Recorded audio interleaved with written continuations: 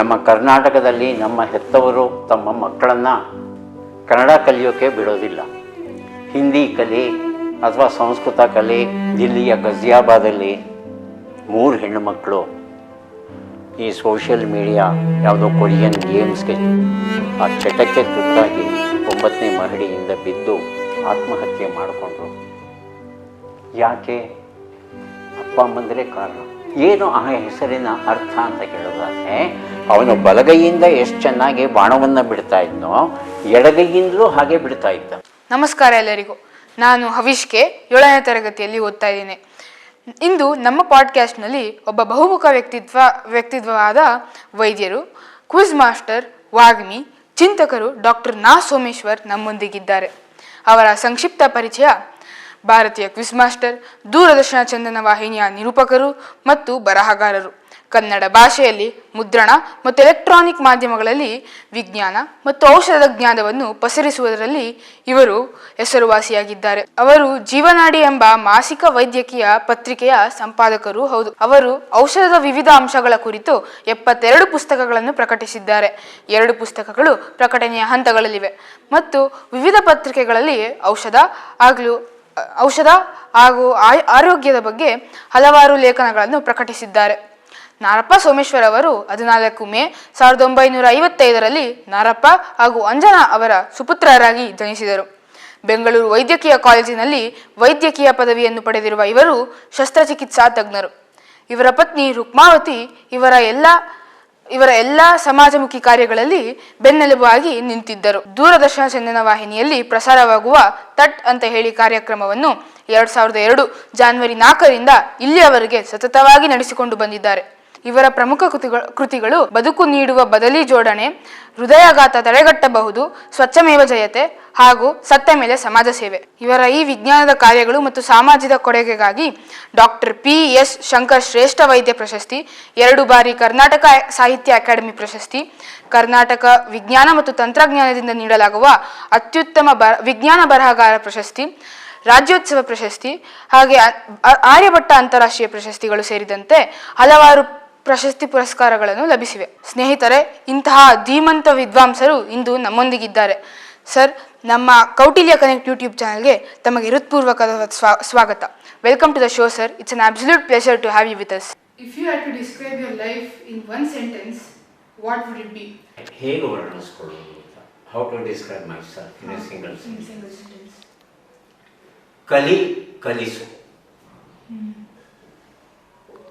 ನಿಮ್ಮ ಬದುಕಿನ ಉದ್ದೇಶ ಏನು ಅಂತ ಕೇಳಿದ್ರೆ, ಪ್ರತಿದಿನ ಒಂದಲ್ಲ ಒಂದು ಹೊಸ ವಿಚಾರವನ್ನು ಕಲಿಬೇಕು. ಕಲಿತು ಬಿಟ್ಟು ಅದನ್ನು ನಾನೊಬ್ಬನೇ ಇಟ್ಕೊಂಡ್ರೆ ಜಿಪುಣ ಆಗಿಬಿಡ್ತೇನೆ. ಕಲಿತದ್ದನ್ನು ಮತ್ತೊಬ್ಬರಿಗೆ ಕಲಿಸ್ಬೇಕು. ಇದು ನನ್ನ ಬದುಕಿನ ಉದ್ದೇಶ. 2ನೇ ಪ್ರಶ್ನೆ ಕೇಳಿದ್ರಿ, ಬಹುಶಃ ನಿಮ್ಮ ಹಾಗೆ ಶಾಲೆಯಲ್ಲಿ ನಾನು ಓದೋವಾಗ ಈ ಒಂದು ಮಟ್ಟಕ್ಕೆ ತಲುಪ್ತೀನಾ, ಅದು ನಿಮ್ಮ ಪ್ರಶ್ನೆ ಆಗಿತ್ತು. ಖಂಡಿತ ಗೊತ್ತಿಲ್ಲ. ಯಾಕಂದರೆ ಅತ್ಯಂತ ಬಡ ಹಿನ್ನೆಲೆಯಲ್ಲಿ ಬಂದಿರೋ ಕಾರಣ SSLCಯನ್ನು ಪೂರ್ಣ ಮಾಡ್ತೇನೋ ಇಲ್ವೋ ಅನ್ನೋದೇ ಗೊತ್ತಿರಲಿಲ್ಲ ನನಗೆ. SSLC ಆದಾಗ ಅಮ್ಮ ಕರೆದು ಹೇಳಿದ್ರು,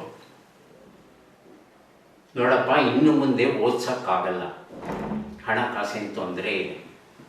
ಆದರೆ ನೀನು ಓದ್ತೀನಿ ಅಂದರೆ ಅದಕ್ಕೆ ಅಡ್ಡಿ ಬರಲ್ಲ. ಆದರೆ ಹಣಕಾಸಿನ ವ್ಯವಸ್ಥೆ ನೀನೇ ಮಾಡ್ಕೋಬೇಕು ಅಂತ ಹೇಳಿದ್ರು. ಅದಕ್ಕೆ ಒಪ್ಕೊಂಡೆ. ಆವತ್ತಿಂದ ಅಮ್ಮನನ್ನು ಹಣಕ್ಕಾಗಿ ನಾನು ಕೇಳಿದ್ದಿಲ್ಲ.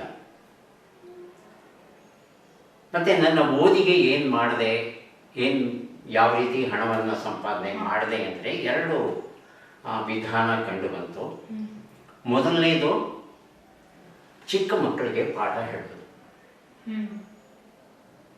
ಅದರಿಂದ ಒಂದು 300-400 ರೂಪಾಯಿ ಪ್ರತಿ ತಿಂಗಳು ಸಿಗ್ತಾ ಇತ್ತು ನನಗೆ. ಅದಾದ ನಂತರ ಲೇಖನಗಳನ್ನು ಬರೆಯೋಕೆ ಆರಂಭಿಸಿದೆ ಪತ್ರಿಕೆಗಳಲ್ಲಿ. ಸೈನ್ಸ್ ರಿಪೋರ್ಟರ್ ಅಂತ ಒಂದು ಪತ್ರಿಕೆ ಇವತ್ತು ಬರುತ್ತೆ. ಆ ಪತ್ರಿಕೆಯಲ್ಲಿ ವಿಜ್ಞಾನಕ್ಕೆ ಸಂಬಂಧಪಟ್ಟಂಥ ಲೇಖನಗಳು ಇರ್ತಾ ಇದ್ದವು. ಅದನ್ನು ಇಂಗ್ಲೀಷಲ್ಲಿ ಓದ್ಕೊಂಡು ಕನ್ನಡದಲ್ಲಿ ಅನುವಾದ ಮಾಡಿ ಪತ್ರಿಕೆಗೆ ಕಳಿಸಿದ್ರೆ 10 ರೂಪಾಯಿ 20 ರೂಪಾಯಿ ಕೊಡೋರು. ಸಾಕಾಗಿತ್ತು ನನಗೆ ಅಷ್ಟು ಹಣ. ಸಣ್ಣ ಪುಟ್ಟ ಪಾಕೆಟ್ ಕಾರ್ಟೂನ್ಸ್ ಮಾಡ್ತಾ ಇದ್ದೆ. ಒಂದು ಕಾರ್ಟೂನ್ ಪ್ರಕಟ ಆದರೆ 3 ರೂಪಾಯಿ ಕೊಡೋರು.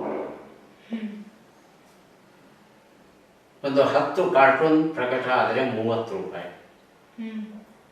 ಅದು ಇವತ್ತಿನ 30,000 ರೂಪಾಯಿ ಇದ್ದ ಹಾಗೆ ಆ ವಿದ್ಯಾರ್ಥಿ ದಿನಗಳಲ್ಲಿ. ಅಂದರೆ ನಾನು ಹೇಳ್ತಾ ಇರೋದು 71, 72 ಸಮಯ. ಆ ಹಣಕ್ಕೆ ತುಂಬ ಮೌಲ್ಯ ಇತ್ತು. ಹಾಗಾಗಿ ನನ್ನ ಓದನ್ನು ಸ್ವತಂತ್ರವಾಗಿ ನಾನು ಮುಂದುವರಿಸ್ಕೊಂಡು ಬಂದೆ. ಹಾಗಾಗಿ ನಾನು ಇಂಜಿನಿಯರ್ ಆಗಬೇಕು, ಡಾಕ್ಟರ್ ಆಗಬೇಕು, ಮತ್ತೊಂದು ಆಗಬೇಕು ಅಂತ ಕನಸು ಕಾಣೋದಕ್ಕೆ ಅವಕಾಶವೇ ಸಿಗಲಿಲ್ಲ ನನಗೆ. ಅಮ್ಮ ಹೇಳಿದಿಷ್ಟೇ, ನಿನಗಿಷ್ಟ ಬಂದದ್ದು ಓದು, ಅವರಷ್ಟೇ ಹೇಳಿದ್ದು.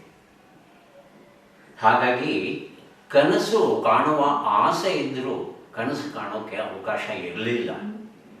ಹಾಗಾಗಿ PUC ಆದಮೇಲೆ BSc ಮಾಡಿದೆ.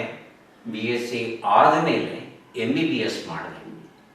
BSc ಮಾಡಿದ್ಮೇಲೆ ನನಗೆ 2 ಅವಕಾಶ ಆಯಿತು. MSc ಬಾಟ್ನಿ ಸೀಟ್ ಸಿಕ್ತು, ಹಾಗೆಯೇ MBBS ಬೆಂಗಳೂರಲ್ಲಿ ಸೀಟ್ ಸಿಕ್ತು. MScಗೆ ಹೋಗೋಣ. MSc ಬಾಟ್ನಿ ನನ್ನ ಇಷ್ಟವಾದಂಥ ವಿಚಾರ, ಸಸ್ಯಶಾಸ್ತ್ರ. ಹೋಗೋಣ ಅನ್ನೋ ತೀರ್ಮಾನದಲ್ಲಿ ಇದ್ದಾಗ ನನ್ನ ಗೆಳೆಯರು, ಬಂಧುಗಳು ಎಲ್ಲರೂ, ಇಲ್ಲ ನೀನು ಮೆಡಿಕಲ್ ಮಾಡು. ಸರ್ಕಾರಿ ಕಾಲೇಜಲ್ಲಿ ಸೀಟ್ ಸಿಕ್ಕಿದೆ, ಬೆಂಗಳೂರಲ್ಲೇ ಸೀಟ್ ಸಿಕ್ಕಿದೆ. ಮೆಡಿಕಲ್ ಮಾಡಬೇಕಾದ್ರೆ ದುಡ್ಡು ಬೇಕು ನಿಜ. ಆದರೆ ನಾವು ಬ್ಯಾಂಕಲ್ಲಿ ನಿಮಗೆ ಹಣವನ್ನು ಕೊಡಿಸ್ತೇವೆ, ಲೋನ್ ಕೊಡಿಸ್ತೇವೆ, ನೀನು ಮಾಡು ಅಂತ ಧೈರ್ಯವನ್ನು ತುಂಬಿದ್ದಕ್ಕೆ ನಾನು MBBS ಮಾಡಿದೆ. ಇಲ್ಲದೆ ಹೋಗಿದ್ರೆ ನಾನು ವೈದ್ಯನಾಗ್ತೇನೆ ಅನ್ನೋ ಕನಸನ್ನು ಖಂಡಿತ ನಿಮ್ಮ ವಯಸ್ಸಲ್ಲಿ ಕಾಣೋದಕ್ಕೆ ಅವಕಾಶವೇ ಇರಲಿಲ್ಲ ನನಗೆ. ಸರ್, ಈಗ ಎಲ್ಲರ ಜೀವನದಲ್ಲಿ ಒಬ್ಬರು ಗುರು ಅಂತ ಇರ್ತಾರೆ. ಈಗ ನನ್ನ ಜೀವನದಲ್ಲೂ ನಮ್ಮ ಶಿಕ್ಷಕರು, ನಮ್ಮ ಅಪ್ಪ ಅಮ್ಮ ಇದ್ದಾರೆ. ಸರ್, ನಿಮ್ಮ ಜೀವನದಲ್ಲಿ ಆ ಗುರು ಯಾರು? ಹಾಗೆ ಅವರ ಪಾತ್ರ ವಹಿಸಿದ ಏನು? ನಮ್ಮ ಭಾರತೀಯ ಸಂಸ್ಕೃತಿಯಲ್ಲಿ ಮೊದಲ ಸ್ಥಾನ ತಾಯಿಗೆ, ಮಾತೃದೇವೋಭವ. ಅದಾದ ಮೇಲೆ ಪಿತೃದೇವೋಭವ. ಅದಾದ ಮೇಲೆ ಆಚಾರ್ಯ ದೇವೋಭವ. ನನ್ನ ಲೆಕ್ಕದಲ್ಲಿ ತಂದೆ ತಾಯಿಗಿಂತ 1 ಗುಂಜಿ ತೂಕ ಅಧ್ಯಾಪಕರದ್ದು. ಯಾಕಂದರೆ ಅಪ್ಪ ಅಮ್ಮಂದರು, ಅಮ್ಮ ಕಾಲಕ್ಕೆ ಸರಿಯಾಗಿ ಅಡುಗೆ ಮಾಡಿ ಬಡಿಸ್ತಾಳೆ, ಅಪ್ಪ ಹಣಕಾಸು ಏನು ಬೇಕೋ ಅದು ನೋಡ್ಕೊತಾನೆ. ಆದರೆ ಬದುಕಲ್ಲಿ ಏನಾಗಬೇಕು, ಒಬ್ಬ ವಿದ್ಯಾರ್ಥಿಯಲ್ಲಿ ಇರ್ತಕ್ಕಂಥ ಜನ್ಮದತ್ತ ಪ್ರತಿಭೆ, ಇನ್ಬಾರ್ನ್ ಟ್ಯಾಲೆಂಟ್ ಯಾವುದು ಅನ್ನೋದನ್ನು ಗುರುತಿಸಿ ಈ ಕ್ಷೇತ್ರದಲ್ಲಿ ಹೋದರೆ ನಿನಗೆ ಯಶಸ್ಸು ದೊರೆಯುತ್ತೆ. ನೀನು ಏನೇನು ಕನಸನ್ನು ಕಾಣ್ತೀಯ ಅವನ್ನೆಲ್ಲ ಸಾಧಿಸಲಿಕ್ಕೆ ಸಾಧ್ಯ ಇದೆ. ಆ ಯೋಗ್ಯತೆ ನಿನ್ನಲ್ಲಿ ಇದೆ ಅನ್ನೋದನ್ನು ತಿಳಿಸ್ಕೊಡೋರು ಅಧ್ಯಾಪಕರು. ಹಾಗಾಗಿ ಅಧ್ಯಾಪಕರ ಪಾತ್ರ ಬಹಳ ಬಹಳ ಬಹಳ ದೊಡ್ಡದು. ನನ್ನ ಬದುಕಲ್ಲಿ 2 ಅಧ್ಯಾಪಕರು ಬಹಳ ದೊಡ್ಡ ಪಾತ್ರವನ್ನು ವಹಿಸಿದ್ರು. ಒಬ್ಬರು ರಾಮಚಂದ್ರ ಶರ್ಮ ತ್ಯಾಗಲಿ ಅಂತ, ಅವರು ಸಂಸ್ಕೃತ ಅಧ್ಯಾಪಕರು. ಕನ್ನಡ ಭಾಷೆಯನ್ನು ಹೇಗೆ ಮಾತಾಡಬೇಕು ಅನ್ನೋದನ್ನು ಕಲಿಸ್ಕೊಟ್ಟವರು ಅವರು. ಯಾಕಂದರೆ ಪ್ರತಿಯೊಂದು ಭಾಷೆಗೂ ಅದರದ್ದೇ ಆದ ಗೌರವ ಇರುತ್ತೆ. ಅಲ್ಪಪ್ರಾಣ, ಮಹಾಪ್ರಾಣ, ಹ್ರಸ್ವ, ದೀರ್ಘ ಇವೆಲ್ಲವನ್ನು ಮನಸ್ಸಲ್ಲಿ ಇಟ್ಕೊಂಡು ಮಾತಾಡಬೇಕು.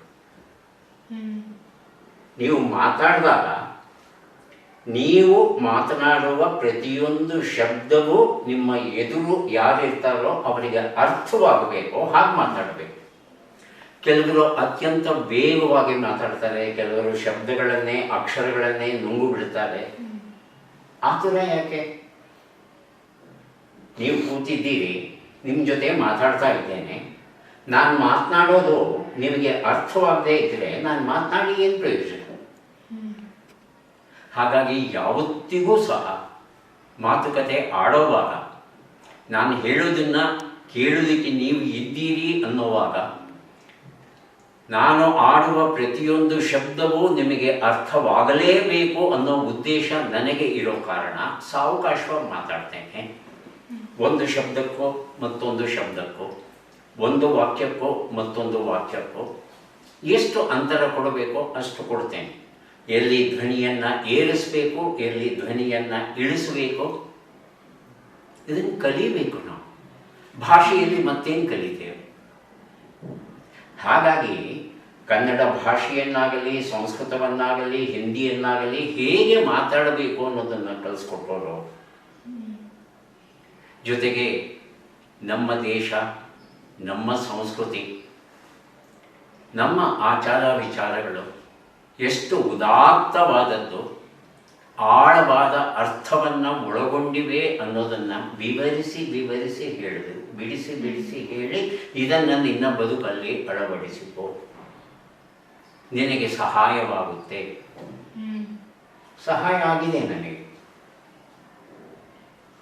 ಹೀಗೆ ಕನ್ನಡ ಸಾಹಿತ್ಯದ ಬಗ್ಗೆ, ದೇಶದ ಬಗ್ಗೆ, ಭಾಷೆಯ ಬಗ್ಗೆ ಒಂದು ಅಭಿಮಾನ ಹುಟ್ಟೋದಕ್ಕೆ ಕಾರಣರಾದರು ರಾಮಚಂದ್ರ ಶರ್ಮ ತ್ಯಾಗಲಿಯವರು. ಇನ್ನೊಬ್ಬರು ಸಂಪುಟೂರು ವಿಶ್ವನಾಥ್ ಅಂತ, ಅವರು ರಸಾಯನ ವಿಜ್ಞಾನವನ್ನು ಅಂದರೆ ವಿಜ್ಞಾನವನ್ನು ತಿಳಿಸುವಂಥ ಅಧ್ಯಾಪಕರವರು. ಜೊತೆಗೆ ರಂಗಭೂಮಿಯ ಬಗ್ಗೆ ಅವರಿಗೆ ಅಪಾರ ಒಲವು ಇತ್ತು. ಬ್ಯಾಂಗ್ಳೂರ್ ಥಿಯೇಟರ್ಸ್ ಅಂತ ಒಂದು ಸಂಸ್ಥೆ ಇತ್ತು ಬೆಂಗಳೂರಲ್ಲಿ, ಇಂಗ್ಲಿಷ್ ನಾಟಕಗಳನ್ನು ಆಡೋದು. ಆ ಸಂಸ್ಥೆಯನ್ನು ಕಟ್ಟಿದವರಲ್ಲಿ ಅವರೂ ಒಬ್ಬರು. ಹಾಗಾಗಿ ನಮಗೆ ವಿಜ್ಞಾನವನ್ನು ಕಲಿಸ್ತಾ ಕಲಿಸ್ತಾ ಕಲಿಸ್ತಾ ಅಭಿನಯ ಅಂದ್ರೇನು, ರಂಗಭೂಮಿ ಅಂದ್ರೇನು, ನಾಟಕ ಅಂದರೆ ಏನು, ಸಂಭಾಷಣೆಯನ್ನು ಹೇಗೆ ಒಪ್ಪಿಸ್ಬೇಕು, ವೇದಿಕೆಯ ಮೇಲೆ ಹೇಗೆ ನಡ್ಕೊಂಬರಬೇಕು, ಹೇಗೆ ಹೊರಗಡೆ ಹೋಗಬೇಕು, ಲೈಟಿಂಗ್ ಅಂದ್ರೇನು, ವಾಯ್ಸ್ ಮಾಡ್ಯುಲೇಷನ್ ಅಂದ್ರೇನು, ವಾಯ್ಸ್ ಕಲ್ಚರ್ ಅಂದ್ರೇನು, ಇವೆಲ್ಲವನ್ನು ಕಲಿಸ್ಕೊಟ್ರು. ಕೆಲವು ಸಲ ಕೆಲವು ಕಾರ್ಯಾಗಾರಗಳಲ್ಲಿ, ವರ್ಕ್ಶಾಪಲ್ಲಿ ಬೆಳಿಗ್ಗೆ 9ರಿಂದ ಸಂಜೆ 5 ಗಂಟೆವರೆಗೂ ನಿರಂತರವಾಗಿ ಮಾತಾಡಬೇಕಾಗುತ್ತೆ. ಹಾಗೆ ಮಾತಾಡಬೇಕಾದ್ರೆ ಅಯ್ಯೋ ನನಗೆ ಸುಸ್ತಾಯ್ತಪ್ಪ ಅಂತ ನಾನು ಕೂತ್ಕೊಂಡ್ರೆ ಸುಸ್ತು ಆಗದ ಹಾಗೆ 6 ಗಂಟೆ 7 ಗಂಟೆಗಳ ಕಾಲ ನಿರಂತರವಾಗಿ ಮಾತಾಡಬೇಕಾದ್ರೆ ಯಾವ ತಂತ್ರಗಳನ್ನು ಬಳಸಬೇಕು? ಪ್ರಾಣಾಯಾಮ ಅಂತ ಕೇಳಿದ್ದೀರಾ? ಆ ಪ್ರಾಣಾಯಾಮವನ್ನು ಯಾರು ನಿತ್ಯ ಮಾಡ್ತಾ ಇರ್ತಾರೋ ಅವರು ಗಂಟೆಗಟ್ಟಲೆ ಮಾತಾಡಬಲ್ಲರು, ಸ್ವಲ್ಪವೂ ದಣಿವಿಲ್ಲ.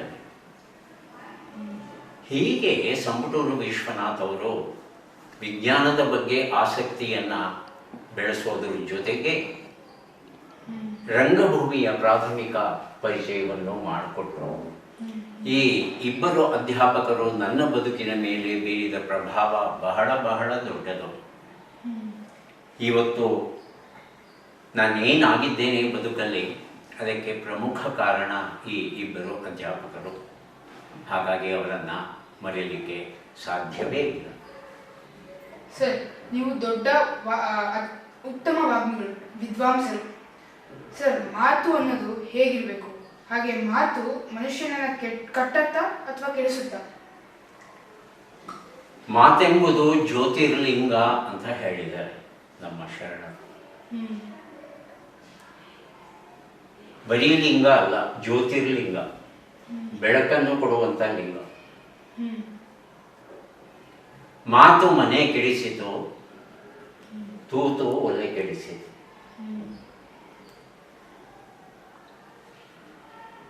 ಮಾತಿನೀಂ ಹಗೆ ಹೊಲೆಯು, ಸರ್ವಜ್ಞ ಹೆಸರು ಕೇಳಿದ್ದೀರ? ಮಾತೇ ಮಾಣಿಕ್ಯವೂ ಸರ್ವಜ್ಞ ಅಂತ ಹೇಳ್ತಾರೆ. ಈ ಮಾತು ಅನ್ನೋದು ಒಂದು ಚೂರಿ ಇದ್ದ ಹಾಗೆ. ಆ ಚೂರಿಯಿಂದ ಹಣ್ಣನ್ನೂ ಕೊಯ್ಯಬಹುದು, ಒಬ್ಬರನ್ನ ಕೊಲೆಯೂ ಮಾಡಬಹುದು. ಮಾತಿಗೆ ಇರುವ ಶಕ್ತಿ, ಮನಸ್ಸಿಗೆ ಇರುವ ಶಕ್ತಿ ಅತ್ಯಂತ ಪ್ರಬಲವಾದದ್ದು. ದೈಹಿಕ ಶಕ್ತಿಗಿಂತ 1000 ಪಟ್ಟು ಹೆಚ್ಚು ಶಕ್ತಿ ಮಾತಿಗೆ ಉಂಟು. ಕೆಲವು ಕಡೆ ಕೆಲವರ ಭಾಷಣವನ್ನು ಕೇಳಿದ್ರೆ ಮೈ ರೋಮಾಂಚನವಾಗುತ್ತೆ, ತಕ್ಷಣವೇ ನಾವು ಸಿದ್ಧರಾಗ್ತೇವೆ.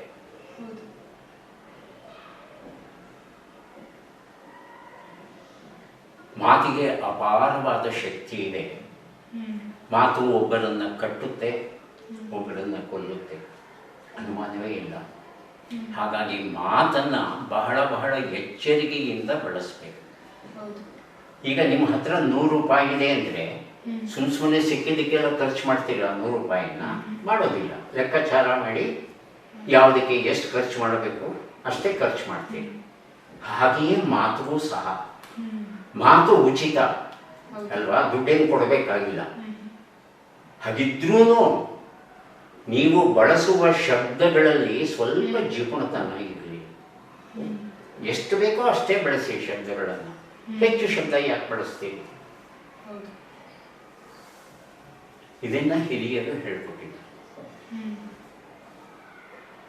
ಸರ್ ಸಿ ವಿ ರಾಮನ್ ಒಂದ್ಸಲ ಆಲ್ ಇಂಡಿಯಾ ರೇಡಿಯೋಗೆ ಭಾಷಣ ಮಾಡಕ್ಕೆ ಹೋಗ್ತಾರೆ. 10 ನಿಮಿಷಗಳ ಕಾಲ. ರಂಗನಾಥ್, ಕೆ ಎಚ್ ರಂಗನಾಥ್ ಅಂತ ಅವರು ಅಧಿಕಾರಿಗಳು.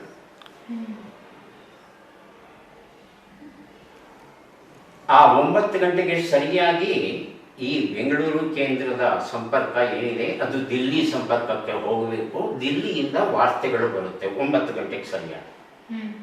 ಇವರಿಗಿರೋದು 10 ನಿಮಿಷ. ಅದಕ್ಕೆ ಇವರು ಹೇಳಿದ್ರು, ಸರ್ 9 ನಿಮಿಷ 50 ಸೆಕೆಂಡಿಗೆ ನೀವು ಭಾಷಣವನ್ನು ಮುಗಿಸ್ಬಿಟ್ರೆ 10 ಸೆಕೆಂಡಲ್ಲಿ ನಾನು ದಿಲ್ಲಿ ಸಂಪರ್ಕ ತಗೋತೇನೆ ಅಂತ ಹೇಳ್ತಾರೆ. ಸಿ ವಿ ರಾಮನ್ ಮಾತಾಡೋಕ್ಕೆ ಶುರು ಮಾಡ್ತಾರೆ. ಅವ್ರೇನು ಮಾಡ್ತಾರೆ, ತಮ್ಮ ಪೇಟ ಇತ್ತಲ್ಲ, ಮೈಸೂರು ಪೇಟ, ಅದನ್ನು ತೆಗೆದು ಪಕ್ಕಕ್ಕೆ ಇಡ್ತಾರೆ. ಉದ್ದ ಜುಟ್ಟು, ಆ ಜುಟ್ಟನ್ನು ತಗೊಂಡು 2 ಸಲ ಕೊಡೋತಾರೆ. ಕೊಡೋಬಿಟ್ಟು ಕಣ್ಣು ಮುಚ್ಕೊಂಡು ಮಾತಾಡೋಕ್ಕೆ ಶುರು ಮಾಡ್ತಾರೆ. ಆಲ್ ಇಂಡಿಯಾ ರೇಡಿಯೋದಲ್ಲಿ ನೀವು ಮಾತಾಡಬೇಕು ಅಂತ ಹೇಳ್ತಂದ್ರೆ ಅಲ್ಲೊಂದು ಕನ್ನಡಿ ಒಳಗಡೆ ಅವರು ಕೂತಿರ್ತಾರೆ. ಅವರು ಸಂಘಿಗಳೆಲ್ಲ ಮಾಡ್ತಾರೆ, ಶುರು ಮಾಡಿ ನಿಲ್ಲಿಸಿ ಎಲ್ಲ ಹೇಳ್ತಿರ್ತಾರೆ. ಜೊತೆಗೆ ಒಂದು ಕೆಂಪು ದೀಪ ಇರುತ್ತೆ. ಆ ಕೆಂಪು ದೀಪ ಬಂತು ಅಂದರೆ ನೀವು ಮಾತಾಡೋಕ್ಕೆ ಶುರು ಮಾಡಬೇಕು ಅಂತ. ಆದರೆ ಸಿ ವಿ ರಾಮನ್ ಕಣ್ಣು ಮುಚ್ಕೊಂಡು ಕೂತ್ಬಿಟ್ಟಿದ್ದಾರೆ. ಅಲ್ಲಿ ಅವ್ರಿಗೆ ಕೈ ಮಾಡೋದು ಗೊತ್ತಾಗ್ತಾ ಇಲ್ಲ, ಇಲ್ಲಿ ದೀಪ ಉರಿಯೋದು ಗೊತ್ತಾಗ್ತಾ ಇಲ್ಲ, ಏನೂ ಗೊತ್ತಾಗ್ತಾ ಇಲ್ಲ. ಕಣ್ಣು ಮುಚ್ಕೊಂಡು ಹೇಗೆ ಮಾತಾಡಿದ್ರು ಅಂದರೆ 9 ನಿಮಿಷ ಆಗೋಗ್ಬಿಟ್ಟಿದೆ. ಇಲ್ಲಿ ರಂಗನಾಥ್ ಅವರಿಗೆ ಭಯ ಶುರುವಾಗುತ್ತೆ. ಯಾಕಂದರೆ 9 ಗಂಟೆಗೆ ಸರಿಯಾಗಿ ಸಂಪರ್ಕವನ್ನು, ಲಿಂಕನ್ನು ಕೊಡಲಿಲ್ಲ ಅಂತ ಹೇಳ್ತಂದ್ರೆ ಇವ್ರು ಕೆಲಸ ಕಳ್ಕೋಬೋದು. ಯಾಕಂದರೆ ಅದು ನ್ಯಾಷನಲ್ ನ್ಯೂಸ್, ಅದು ವಾರ್ತೆಗಳನ್ನು ನಿಲ್ಲಿಸೋ ಹಾಗಿಲ್ಲ. ಇವರು ಭಯ. ಆದರೆ ಸಿ ವಿ ರಾಮನ್ ಹೇಗೆ ಅವ್ರ ಲೆಕ್ಕಾಚಾರ ಅಂದರೆ ಸರಿಯಾಗಿ 9 ಗಂಟೆ 50 ನಿಮಿಷ ಆಗ್ತಾ ಇದ್ದ ಹಾಗೆ that's all my dear gentleman ಅಂತ ಹೇಳಿ ತೆಗೆದು ನಿಲ್ಲಿಸ್ಬಿಟ್ಟು ಪೇಟ ಹಾಕೋದು. ಎಷ್ಟು ಕರಾರುವಾಕ್ಕಾಗಿ ಅವರ ಮನಸ್ಸು ಕೆಲಸ ಮಾಡುತ್ತೆ ಅಂದರೆ ಒಂದು ಶಬ್ದವನ್ನು ಅತಿಯಾಗಿ ಬಳಸೋಲ್ಲ. ಅವರು ಎಷ್ಟು ಹೇಳಬೇಕೋ ಅಷ್ಟೇ ಹೇಳ್ತಾರೆ. ಯಾರ ಹತ್ರ ಮಾತಾಡ್ತಾ ಇದ್ದೀರಿ, ಯಾವ ವಿಷಯವನ್ನು ಕುರಿತು ಮಾತಾಡ್ತಾ ಇದ್ದೀರಿ, ಎದುರು ಕುಳಿತವರ ಸಾಮಾನ್ಯ ಜ್ಞಾನ ಎಷ್ಟಿದೆ, ಯಾವ ಯಾವ ರೀತಿಯ ಶಬ್ದಗಳನ್ನು ಅರ್ಥ ಮಾಡಿಕೊಳ್ಳಬಲ್ಲರು, ಅವರ ವಯಸ್ಸು, ಅವರ ಬದುಕಿನ ಅನುಭವ, ಇವೆಲ್ಲವನ್ನೂ ಮನಸ್ಸಲ್ಲಿಟ್ಕೊಂಡು ಮಾತಾಡಬೇಕು.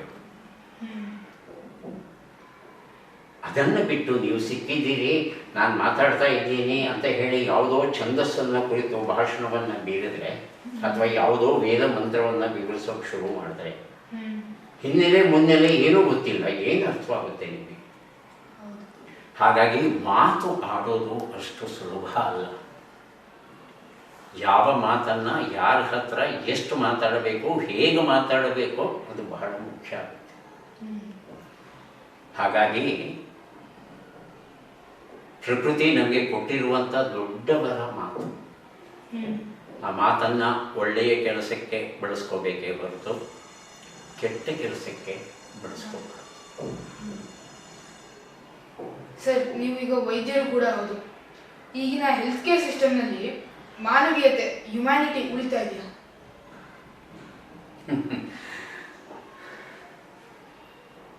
ನಮ್ಮ ಶೈಕ್ಷಣಿಕ ವ್ಯವಸ್ಥೆಯಲ್ಲಿ ಮಾನವೀಯತೆ ಅಂತ ಕೇಳಿದ್ರೆ ಬಹುಶಃ ಅದಕ್ಕೆ ಸ್ಥಾನ ಇಲ್ಲ.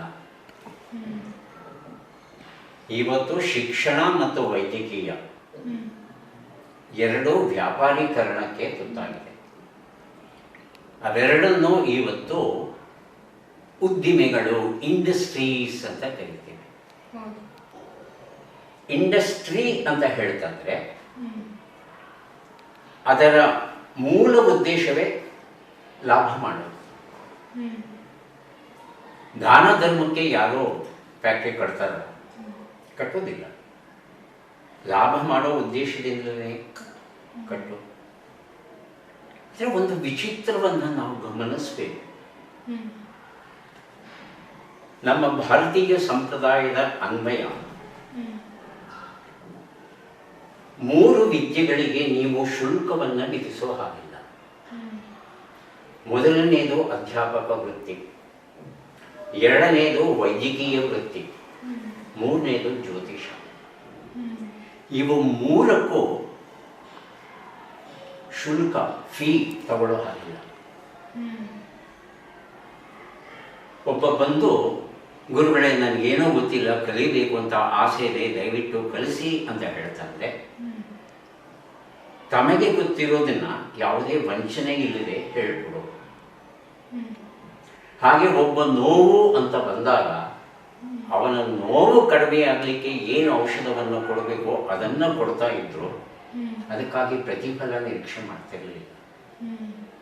ಹಾಗೆಯೇ ಜ್ಯೋತಿಷ ಬಹಳ ಕಷ್ಟ ಆಗ್ತಾ ಇದೆ, ನನಗೆ ಏನು ಮಾಡಬೇಕು ಅಂತ ಗೊತ್ತಾಗ್ತಾ ಇಲ್ಲ, ಹೋಗಿ ಸತ್ತೋಗ್ಬಿಡೋಣ ಅಂತ ಅನ್ನಿಸ್ತಾ ಇದೆ, ಹೀಗೆಲ್ಲ ಅಂದಾಗ ಅವರಿಗೆ ಆಪ್ತ ಸಲಹೆ, ಧೈರ್ಯವನ್ನು ಕೊಡಬೇಕಾದದ್ದು ಜ್ಯೋತಿಷಿಯ ಕೆಲಸ. ಜ್ಯೋತಿಷ ಅನ್ನೋದು ಸರಿಯೋ ತಪ್ಪೋ, ವೈಜ್ಞಾನಿಕವೋ ಅವೈಜ್ಞಾನಿಕವೋ ಅದು ಬೇರೆ ವಿಚಾರ, ಅದರ ಬಗ್ಗೆ ಸದ್ಯಕ್ಕೆ ಚರ್ಚೆ ಬೇಡ. ಆದರೆ ಅವನು ಬಂದಾಗ, ಕಷ್ಟ ಅಂತ ಬಂದಾಗ ಅವನಿಗೆ ಧೈರ್ಯ ಕೊಡೋದಿದೆಯಲ್ಲ, ಅದು ಜ್ಯೋತಿಷಿ ಮಾಡುವಂಥ ಕೆಲಸ. ಅದಕ್ಕೂ ಹಣ ತಗೊಳ್ಳೋ ಹಾಗಿಲ್ಲ. ಆದರೆ ಇವತ್ತೇನಾಗಿದೆ, ಪ್ರತಿಯೊಂದಕ್ಕೂ ಹಣ ಬೇಕು. ಆಸ್ಪತ್ರೆಗೆ ಹೋಗ್ತಾ ಇದ್ದ ಹಾಗೆ ಇನ್ಶೂರೆನ್ಸ್ ಇದೆಯಾ, ಎಷ್ಟು ಲಕ್ಷಕ್ಕೆ ಮಾಡಿಸಿದ್ದೀರಿ? 10 ಲಕ್ಷ.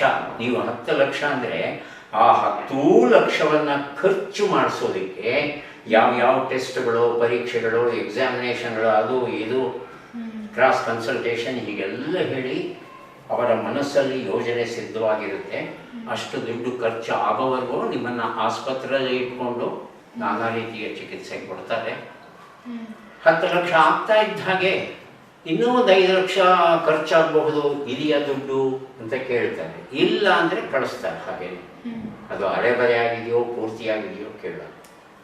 ಹಾಗಾಗಿ ಮಾನವೀಯತೆ ಅನ್ನೋ ಶಬ್ದ, ಹ್ಯುಮ್ಯಾನಿಟಿ ಅನ್ನೋ ಶಬ್ದ ಖಂಡಿತ ಇವತ್ತಿನ ಎಜುಕೇಷನ್ ಸಿಸ್ಟಮಲ್ಲಿ ಇಲ್ಲ, ಮೆಡಿಕಲ್ ಸಿಸ್ಟಮಲ್ಲೂ ಇಲ್ಲ.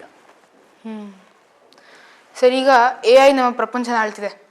So teachers, how can teachers stay relevant in this fast changing world? And the invention of AI, is it a threat to traditional teaching or as powerful supporting tool? ಒಂದು ವಚನ ಇದೆ, ಸ್ಥಾವರ ಕಳಿವುಂಟು ಜಂಗಮಕ್ಕೆ ಅಳಿವಿಲ್ಲ. ಏನು ಹಾಗಂದರೆ, ನೀರನ್ನು ಹೀಗೆ ಇಟ್ಟು ಬಿಡಿ, ಒಂದು 2-3 ದಿನಗಳಲ್ಲಿ ಆ ನೀರು ಹಾಳಾಗುತ್ತೆ. ಹರಿಯುವ ನೀರು ಹಾಳಾಗುತ್ತಾ? ಇಲ್ಲ. ಯಾಕಂದರೆ ಪ್ರತಿಯೊಂದು ಸ್ಟೇಜಲ್ಲೂ ಆಕ್ಸಿಜನೇಷನ್ ಆಗ್ತಾನೇ ಇರುತ್ತೆ. ಆದರೆ ಇಲ್ಲಿ ಅವಕಾಶ ಕಡಿಮೆ. ಹೌದು. ಹಾಗಾಗಿ ನಿರಂತರವಾಗಿ ಕಲಿತಾ ಇರಬೇಕು. ಅದೇ ಮಾತನ್ನೇ ನಾನು ಮೊದಲು ಹೇಳಿದ್ದು. ಕಲಿ ಮತ್ತು ಕಲಿಸು. ಕಲಿಸು. ಹ್ಮ್. ಇವತ್ತು 71 ವರ್ಷ ನನಗೆ. ಹ್ಮ್. ಇವತ್ತಿಗೂ ಓದಬೇಕು ದಿನಕ್ಕೆ 3 ಗಂಟೆ ಅಂತ ನನಗೆ ನಾನೇ ನಿಯಮ ಹಾಕ್ಕೊಂಡಿದ್ದೀನಲ್ಲ. ಜನ ನಗ್ತಾರೆ. ಆರಾಮವಾಗಿ ಖುಷಿಯಾಗಿ ನಿವೃತ್ತಿ ಜೀವನಾನ ಕಳೆಯೋ ಬದಲು ಈಗಲೂ ಪುಸ್ತಕ ಇಟ್ಕೊಂಡು ಓದ್ತಿರಲ್ಲ ನೀವು. ಓದಲಿಲ್ಲ ಅಂದರೆ ದಡ್ಡ ಆಗೋದು ನಾನು. ಹೌದು. ಥಟ್ ಅಂತ ಹೇಳಿ ಕ್ವಿಜ್ ಕಾರ್ಯಕ್ರಮ ಮಾಡೋವಾಗ ಒಂದು ಸವಾಲು ಬಂತು. ಏನು ಸವಾಲು? ಕ್ವಿಜ್ ಮಾಡಿ ನೀವು, ಆದರೆ ಹೇಗೆ ಮಾಡ್ತೀರಿ ಅನ್ನೋದನ್ನು ತೋರಿಸ್ಕೊಡಿ ನಮಗೆ ಒಂದು ಸಲ ಅಂತ. ಅಲ್ಲಿವರೆಗೂ ಕ್ವಿಜ್ ಅಂದರೆ ಏನು ಮಾಡೋದು, ಒಂದು ಪೇಪರಲ್ಲಿ ಪ್ರಶ್ನೆಗಳನ್ನೆಲ್ಲ ಬರ್ಕೊಂಡು ಬಂದು ಪ್ರಶ್ನೆಯನ್ನು ಓದಿ ಹೇಳಿ ಉತ್ತರವನ್ನು ಪಡೆದು ಮುಂದಿನ ಪ್ರಶ್ನೆಗೆ ಹೋಗೋರು. ಆದರೆ ಟೆಲಿವಿಷನ್ನಲ್ಲಿ ಆಡಿಯೋ ವಿಷುವಲ್ ಮೀಡಿಯಾ, ಅದು ವಿದ್ಯುನ್ಮಾನ ಮಾಧ್ಯಮ. ಅಲ್ಲಿ ಧ್ವನಿಯೂ ಉಂಟು, ಚಿತ್ರಣವೂ ಉಂಟು. ಆಡಿಯೋ ವಿಷುವಲ್ ಬಳಸ್ಕೋಬೇಕಾದ್ರೆ ಹೇಗೆ ಬಳಸ್ಕೊಳ್ಳೋದು? ನನಗೆ ನಾನೇ ಪ್ರಶ್ನೆ ಹಾಕ್ಕೊಂಡಾಗ ಕಂಪ್ಯೂಟರ್ನ ಕಲೀಲೇಬೇಕು ಅಂತ ಗೊತ್ತಾಯಿತು. ಕಂಪ್ಯೂಟರ್ನ ಕೊಂಡುಕೊಂಡು ಕಲಿತೆ. ನಾನು ನನ್ನ ಮಗನ ಜೊತೆ ಕೂತ್ಕೊಂಡು ಕಲಿತು ಬಿಟ್ಟು ಅಲ್ಲಿ ಪವರ್ ಪಾಯಿಂಟ್ ಅಂತ ಇದೆ. ಆ ಪವರ್ ಪಾಯಿಂಟನ್ನು ಬಳಸ್ಕೊಂಡು ಒಂದು ಕ್ವಿಜ್ ಟೆಂಪ್ಲೇಟ್ ಮಾಡಿ ಪ್ರಶ್ನೆ ಬರೋದು, 4 ಆಯ್ಕೆ ಬರೋದು, ಆಮೇಲೆ ಉತ್ತರ ಬರೋದು, ಇವೆಲ್ಲವನ್ನು ಹೇಗೋ ಮಾಡಿ ಅದನ್ನು ತೊಗೊಂಡೋಗಿ ದೂರದರ್ಶನ ಅಧಿಕಾರಿಗಳಿಗೆ ಹೀಗೆ ಮಾಡಬೇಕು ಅಂತಿದ್ದೇನೆ ಅಂತ ತೋರಿಸಿದಾಗ ಅವರಿಗೆ ಇಷ್ಟ ಆಯಿತು. ನನಗೆ ಅವಕಾಶ ಕೊಟ್ಟರು. ಜೊತೆಗೆ ತಾಂತ್ರಿಕವಾಗಿ ಟೆಕ್ನಿಕಲಿ ಹೇಗೆ ಸುಧಾರಿಸಬಹುದು ಅಂತ ಸಲಹೆಗಳನ್ನು ಕೊಟ್ಟರು. ನಾನು ಆವತ್ತೇನಾದರೂ ಕಂಪ್ಯೂಟರ್ ಯಾರು ಕಲಿತಾರಪ್ಪ ಈ ವಯಸ್ಸಲ್ಲಿ, ಬೇಡ ಬಿಡು ಅಂತ ಬಿಟ್ಬಿಟ್ಟಿದ್ರೆ ಥಟ್ ಅಂತ ಹೇಳಿ ಮಾಡೋಕ್ಕಾಗ್ತಿರಲಿಲ್ಲ. ಕಲಿತೆ ನಾನು. ಹಾಗೆಯೇ AI ಕಲಿಬೇಕು, ಅನಿವಾರ್ಯ, ಬೇರೆ ದಾರಿ ಇಲ್ಲ. ಅಧ್ಯಾಪಕರುಗಳಿಗೆ, ಡಾಕ್ಟ್ರುಗಳಿಗೆ ನಮಗೆ ಕಂಟಿನ್ಯೂಸ್ ಮೆಡಿಕಲ್ ಎಜುಕೇಷನ್ ಅಂತ ಇರುತ್ತೆ, CME ಅಂತ ಹೇಳ್ತೀವಿ. ಮೆಡಿಕಲ್ ಕಾನ್ಫರೆನ್ಸ್ಗಳಾಯಿತು ಅಂದರೆ ಆ ಕಾನ್ಫರೆನ್ಸ್ಗಳಲ್ಲಿ CMEಗಳಿರುತ್ತೆ. ನಾವು ಹೋಗಲೇಬೇಕು CMEಗೆ. ಯಾಕಂದರೆ ಹೊಸ ಬೆಳವಣಿಗೆಗಳು ಏನಾಗ್ತಾ ಇದೆ ವೈದ್ಯಕೀಯ ಕ್ಷೇತ್ರದಲ್ಲಿ, ತಜ್ಞರು ಬಂದು ಭಾಷಣ ಕೊಡ್ತಾರೆ. ನಾವು ಅದನ್ನೆಲ್ಲ ಕೇಳಿ ಕಲಿತೇವೆ ಇವತ್ತಿಗೂ. ಹಾಗೆ ಅಧ್ಯಾಪಕರು ಸಹ AI ಕಲೀಲೇಬೇಕು, ಬೇರೆ ದಾರಿ ಇಲ್ಲ. ಕಲಿತ್ರೆ ಆ ಮಕ್ಕಳಿಗೆ ಹೇಗೆ ಪಾಠ ಹೇಳಬಹುದು, ಸುಲಭವಾಗಿ ಅರ್ಥ ಆಗೋ ಹಾಗೆ ಸುಲಭವಾಗುತ್ತೆ. ನಮ್ಮ ಕಾಲದಲ್ಲಿ ಒಂದು ಚಿತ್ರ ಬರೆದು ಬಿಡ್ತು ಅಂದರೆ ಎಷ್ಟು ಚೆನ್ನಾಗಿ ಚಿತ್ರ ಬರೀತಾರಪ್ಪ ನಮ್ಮ ಮೇಷ್ಟ್ರು ಅಂತ ಖುಷಿಯಿಂದ ಇರ್ತಿದ್ವಿ.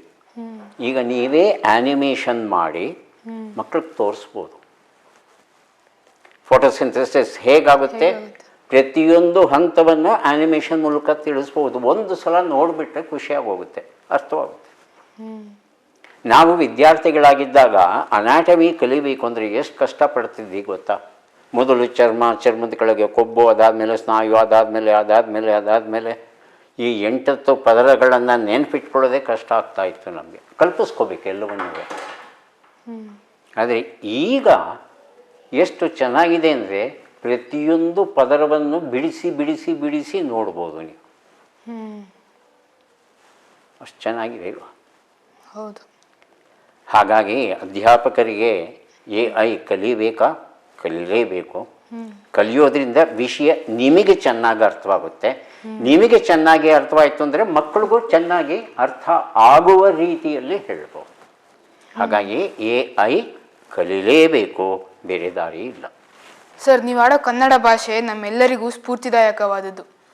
ನಿಮ್ಮ ಕನ್ನಡ ಭಾಷೆಯನ್ನು ನೋಡ್ತಾ ಇದ್ದರೆ ನನಗನ್ಸುತ್ತೆ ಕನ್ನಡ ಕಷ್ಟ ಅನ್ನೋ ಈಗಿನ ಮಕ್ಕಳ ಮತ್ತು ಯುವಕರ ಕೈಯಲ್ಲಿ ಕನ್ನಡ ಸುರಕ್ಷಿತವಾಗಿದೆಯಾ? ಹಾಗೆ ಕನ್ನಡದ ಭಾಷೆಯ ಭವಿಷ್ಯದ ಬಗೆಗೆ ನಿಮ್ಮ ದೃಷ್ಟಿಕೋನ ಏನು?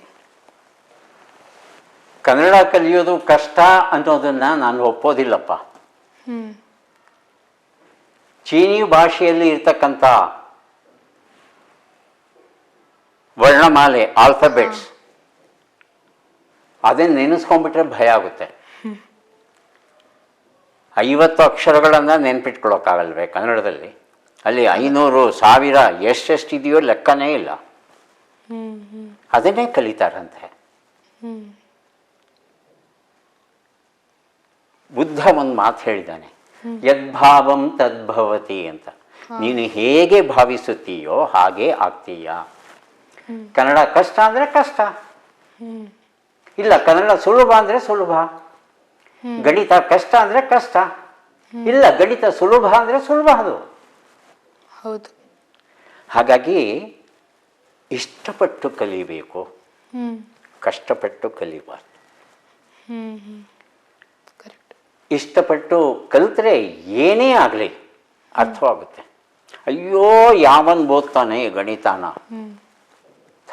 ಯಾವನ್ ಕಂಡು ಹಿಡಿದ ಗಣಿತಾನ, ಅವನು ಸಿಗಲಿ, ಅವನು ಬೆನ್ನು ಗುದ್ದುತ್ತೀನಿ ನಾನು, ಹೀಗೆಲ್ಲ ಯೋಚನೆ ಮಾಡೋಕ್ಕೆ ಶುರು ಮಾಡ್ತು ಅಂದರೆ ಅಲ್ಪ ಸ್ವಲ್ಪ ಆಸಕ್ತಿ ಏನಿರುತ್ತೆ ಹೊರಟೋಗುತ್ತೆ. ಹಾಗಾಗಿ ಸರಳವಾದ ಉತ್ತರ, ಇಷ್ಟಪಟ್ಟು ಕಲೀರಿ, ಕಷ್ಟಪಟ್ಟು ಕಲಿಬೇಡಿ. ಕನ್ನಡ ಅತ್ಯಂತ ಸುಂದರವಾದ ಭಾಷೆ, ಅತ್ಯಂತ ಶ್ರೀಮಂತವಾದ ಭಾಷೆ. ಕನ್ನಡದಲ್ಲಿ ಇರುವಷ್ಟು ನುಡಿಗಟ್ಟುಗಳು, ಇಡಿಯಮ್ಸ್ ಆ್ಯಂಡ್ ಫ್ರೇಸಸ್ ಅಂತ ನಾವು ಹೇಳ್ತೇವಲ್ವ, ಗಾದೆಗಳು, ಒಗಟುಗಳು ಬೇರೆ ಭಾಷೆಗಳಲ್ಲಿ ಇಲ್ಲ. ಥಟ್ಟಂತೆ ಹೇಳಿ ಕಾರ್ಯಕ್ರಮಕ್ಕೆ ಇವನ್ನೆಲ್ಲ ಓದಕ್ಕೆ ಶುರು ಮಾಡಿದಾಗ 10,000ಕ್ಕೂ ಹೆಚ್ಚು ಗಾದೆಗಳು ಸಿಕ್ಕಿದ್ವು ನನಗೆ. 10,000. ಇಂಗ್ಲೀಷಲ್ಲಿ ಹುಡುಕಕ್ಕೆ ಹೋಯ್ತು ಅಂದರೆ 1,000 ಸಿಕ್ಕಿದ್ರೆ ಹೆಚ್ಚು. ಕನ್ನಡದಲ್ಲಿ 10,000 ಇದೆ. ಹಾಗಾಗಿ ದಯವಿಟ್ಟು ಆ ರೀತಿ ಅಂದ್ಕೋಬೇಡಿ ಮನಸ್ಸಲ್ಲಿ ಕನ್ನಡ ಕಷ್ಟ ಅಂತ. ಕನ್ನಡ ಖಂಡಿತ ಕಷ್ಟ ಅಲ್ಲವೇ ಅಲ್ಲ, ಆದರೆ ಇಷ್ಟಪಟ್ಟು ಓದಬೇಕು, ಅದು ಬಹಳ ಮುಖ್ಯ. ಇನ್ನು ಕನ್ನಡ ಭಾಷೆಯ ಭವಿಷ್ಯದ ಬಗ್ಗೆ ಕೇಳಿದರೆ ನೋಡಿ, ಕನ್ನಡ ಭಾಷೆ ಆರಂಭವಾದಾಗ ಆ ಭಾಷೆಗೆ ಮೊದಲು ತೊಂದರೆ ಕೊಟ್ಟದ್ದು ಪ್ರಾಕೃತ ಭಾಷೆಗಳು. ಆ ಪ್ರಾಕೃತ ಭಾಷೆಗಳಲ್ಲಿ ತನಗೆ ಬೇಕಾದದನ್ನು ತಗೊಂಡು ತಾನು ಸ್ವತಂತ್ರವಾಗಿ ಬೆಳೀತೇ ಹೊರತು ತಾನೇ ಪ್ರಾಕೃತ ಆಗಲಿಲ್ಲ. ಹೌದು. ಪ್ರಾಕೃತದ ದಾಳಿ ಆದ ಮೇಲೆ ಸಂಸ್ಕೃತದ ದಾಳಿ ಆರಂಭವಾಗುತ್ತೆ. ಸಂಸ್ಕೃತ ಭಾಷೆ ಕನ್ನಡವನ್ನು ನುಂಗಿ ನೀರು ಕುಡಿದು ಬಿಡುತ್ತೆ ಅಂತ ಜನ ಭಾವಿಸಿದ್ರು. ಆದರೆ ಕನ್ನಡ ಭಾಷೆ ಏನು ಮಾಡ್ತೋ, ಸಂಸ್ಕೃತದಲ್ಲಿ ಇರುವಂಥ ಒಳ್ಳೆಯ ಶಬ್ದಗಳೆಲ್ಲ ಏನಿದೆ ಅವೆಲ್ಲವನ್ನೂ ತಗೊಂಡ್ಬಿಡ್ತು ಕನ್ನಡಕ್ಕೆ. ತತ್ಸಮ ತದ್ಭವ ಅಂತ ಹೇಳ್ತಾರೆ. ಆ 2 ಸೂತ್ರಗಳನ್ನು ಅಳವಡಿಸ್ಕೊಂಡು ಅನೇಕ ಶಬ್ದಗಳನ್ನು ತಗೊಂಡು ಇದು ನಮ್ಮದೇ ಅಂತ ಸ್ವೀಕರಿಸ್ಬಿಡ್ತು. ಉದಾಹರಣೆಗೆ ಪೆರೆ ಅಂದರೆ ಏನು? ಪೆರೆ ಕನ್ನಡದವರಲ್ವಾ, ಕನ್ನಡ ಬರುತ್ತಲ್ವಾ ನಿಮಗೆ? ಹೇಳಿ, ಪೆರೆ ಅಂದರೆ ಏನು? ಹಣ್ಣು ಅನ್ಸುತ್ತೆ. ಹಣ್ಣು. ಪೇರಲ್ಲ, ಪೆರೆ. ಪೆರೆ ಕಷ್ಟ ಹೇಳು. ಚಂದ್ರ ಅರ್ಥವಾಗುತ್ತಾ? ಏನು ಚಂದ್ರ ಅಂದರೆ? ಆಕಾಶದಲ್ಲಿರುವ ರಾತ್ರಿ ಹೊತ್ತು ಬರುತ್ತಲ್ಲ, ಹುಣ್ಣಿಮೆ ಬೆಳದಿಂಗಳು ಎಲ್ಲ ಕೊಡ್ತಾನೆ. ಸೊ ಚಂದ್ರ ಅಂದರೆ ಅರ್ಥವಾಗುತ್ತೆ, ಪೆರೆ ಅಂದರೆ ಅರ್ಥವಾಗಲ್ಲ. ಪೆರೆ ಅನ್ನೋದು ಕನ್ನಡ ಶಬ್ದ, ಚಂದ್ರ ಅನ್ನೋದು ಸಂಸ್ಕೃತ ಶಬ್ದ, ಸೂರ್ಯ ಅನ್ನೋದು ಸಂಸ್ಕೃತ ಶಬ್ದ. ಹೀಗೆ ಸಂಸ್ಕೃತದಿಂದ ಅಸಂಖ್ಯ ಶಬ್ದಗಳನ್ನು ತಗೊಂಡು ಅವನ್ನ ನಮ್ಮ ಶಬ್ದ ಅಂತ ಜೀರ್ಣಿಸ್ಕೊಂಡ್ಬಿಟ್ಟಿದ್ದೀವಿ ನಾವು. ಆದರೆ ಸಂಸ್ಕೃತ ಕನ್ನಡವನ್ನು ಜೀರ್ಣ ಮಾಡ್ಕೊಳ್ಳಿಕ್ಕಾಗಲಿಲ್ಲ. ಸಂಸ್ಕೃತ ಪ್ರತ್ಯೇಕವಾಗಿದೆ, ಕನ್ನಡ ಪ್ರತ್ಯೇಕವಾಗಿ ಬೆಳೀತಾ ಇದೆ. ತಾನು ಬೆಳೆಯೋದಕ್ಕೆ ಬೇಕಾಗಿರುವಂಥ ಒಳ್ಳೆಯ ವಿಚಾರಗಳನ್ನು ತಗೊಂಡಿದೆ. ಯಾಕಂದರೆ ನಮ್ಮ ಉಪನಿಷತ್ತುಗಳು ಬಹಳ ಚೆನ್ನಾಗಿ ಒಂದು ಮಾತನ್ನು ಹೇಳಿದೆ, ಅನೋಭದ್ರಾಹ ಕೃತವೋ ಎಂತು ವಿಶ್ವತಃ. ಮಂಗಳಮಯವಾದ ಜ್ಞಾನ ಎಲ್ಲ ಕಡೆಯಿಂದಲೂ ಬಂದು ನಮ್ಮನ್ನು ಸೇರಲಿ ಅಂತ. ಹಾಗಾಗಿ ಸಂಸ್ಕೃತದಲ್ಲಿ ಒಳ್ಳೊಳ್ಳೆ ಶಬ್ದಗಳಿವೆ ಅಂದರೆ ತಗೊಳ್ಳೋಣ, ಏನು ತಪ್ಪಿದೆ? ತಗೊಂಡಿದೆ. ಅದಾದ ಮೇಲೆ ಮರಾಠಿ ಭಾಷೆ, ಉರ್ದು ಭಾಷೆ, ತಮಿಳು ಭಾಷೆ ಇವೆಲ್ಲವೂ ಕನ್ನಡದ ಮೇಲೆ ತಮ್ಮ ಪ್ರಭಾವ ಬೀರೋಕೆ ಪ್ರಯತ್ನಿಸಿದ್ರು. ಕನ್ನಡವನ್ನು ನಾಶ ಮಾಡೋಕ್ಕಾಗಲಿಲ್ಲ ಈ ಭಾಷೆಗಳ ಕೈಯಿಂದ. ಕನ್ನಡ ಏನು ಮಾಡ್ತು, ಆ ಭಾಷೆಗಳಲ್ಲಿರುವಂಥ ಒಳ್ಳೆಯ ಶಬ್ದಗಳನ್ನು ತಗೊಂಡು ತನ್ನ ಜೊತೆಗೆ ಸೇರಿಸ್ಕೊಂಡ್ಬಿಡ್ತು. ಮೇಜು ಪೋರ್ಚುಗೀಸ್ ಶಬ್ದ ಇದು. ದಮ್ಮಡಿ ರೋಮನ್ ಶಬ್ದ. ಹ್ಮ್. ಈಗ ನೀವೆಲ್ಲ ಪೈಸೆ ಅಂತ ಕೇಳಿದ್ದೀರಾ? ಹಾ. ಆ ಪೈಸೆಗಳು ಬರೋದಕ್ಕೆ ಮೊದಲು ದಮ್ಮಡಿ ಅಂತಿತ್ತು, ಕನಿಷ್ಠ ನಾಣ್ಯ. ಒಂದು ದಮ್ಮಡಿನೂ ಇಲ್ಲ ನೋಡು ಅವನ ಹತ್ರ ಅಂತ. ಆ ದಮ್ಮಡಿ ಅನ್ನೋ ಶಬ್ದ ಬಂದದ್ದು ರೋಮನ್ ಭಾಷೆಯಿಂದ. ಡ್ರಮ್ಮ ಅಂತ ರೋಮನ್ನಲ್ಲಿ ಆ ನಾಣ್ಯಕ್ಕೆ ಹೇಳ್ತಾರೆ. ಆ ಡ್ರಮ್ಮ ಇಂದ ದಮ್ಮಡಿ ಅನ್ನೋ ಶಬ್ದ ಬಂದದ್ದು. ಹೀಗೆ ಕನ್ನಡ ಭಾಷೆ ಬೇರೆ ಬೇರೆ ಭಾಷೆಗಳಿಂದ ಒಳ್ಳೊಳ್ಳೆ ಶಬ್ದಗಳನ್ನ ತಗೊಂಡು ತಾನು ಬೆಳೀತಾ ಇದೆಯೇ ಹೊರತು ತಾನು ನಾಶವಾಗುವ ಸ್ಥಿತಿಗೆ ಬಂದಿಲ್ಲ. ಹೌದು. ಇನ್ನು ಇಂಗ್ಲೀಷಿಗೆ ಬಂತು ಅಂದರೆ ಇಂಗ್ಲೀಷಲ್ಲಿರೋ ತುಂಬ ಶಬ್ದಗಳನ್ನು ನಾವು ತಗೊಂಡಿದ್ದೇವೆ. ಬಸ್ ಅಂದರೆ ಗೊತ್ತಾಗುತ್ತೆ, ಲಾರಿ ಅಂದರೆ ಗೊತ್ತಾಗುತ್ತೆ, ಕಾರ್ ಅಂದರೆ ಗೊತ್ತಾಗುತ್ತೆ, ಸ್ಕೂಟರ್ ಅಂದರೆ ಗೊತ್ತಾಗುತ್ತೆ, ಬೈಕ್ ಅಂದರೆ ಗೊತ್ತಾಗುತ್ತೆ. ಇದಕ್ಕೆಲ್ಲ ಕನ್ನಡದಲ್ಲಿ ಹೇಳಿ ನೋಡೋಣ.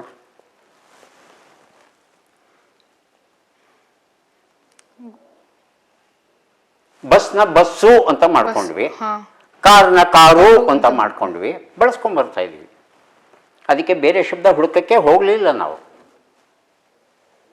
ಯಾಕಂದರೆ ಈ ಹಿಂದೆ ಯಾವತ್ತೂ ಕಾರ್ ಇದ್ದಿರಲಿಲ್ಲ, ಹೊಸದಾಗಿ ನಾವು ಕಂಡು ಹಿಡಿದಿರೋದು.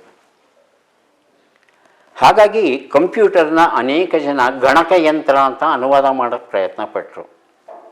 ಗಣಕಯಂತ್ರ ಅಂದರೆ ಕ್ಯಾಲ್ಕುಲೇಟರ್, ಲೆಕ್ಕಾಚಾರ ಹಾಕುವಂಥದ್ದು. ಆದರೆ ಕಂಪ್ಯೂಟರ್ ಎಷ್ಟು ಕೆಲಸಗಳನ್ನು ಮಾಡುತ್ತೆ. ಹಾಗಾಗಿ ಇವತ್ತೇನಾಗಿದೆ, ಬಸ್ಸು ಕಾರು ಲಾರಿನ ಹೇಗೆ ತಗೊಂಡಿದ್ದೀವೋ ಹಾಗೆ ಕಂಪ್ಯೂಟರ್ ಅನ್ನೋ ಶಬ್ದವೂ ಕನ್ನಡ ಶಬ್ದವೇ ಅಂತ ಸ್ವೀಕರಿಸ್ಬಿಟ್ಟಿದ್ದೇವೆ ನಾವು.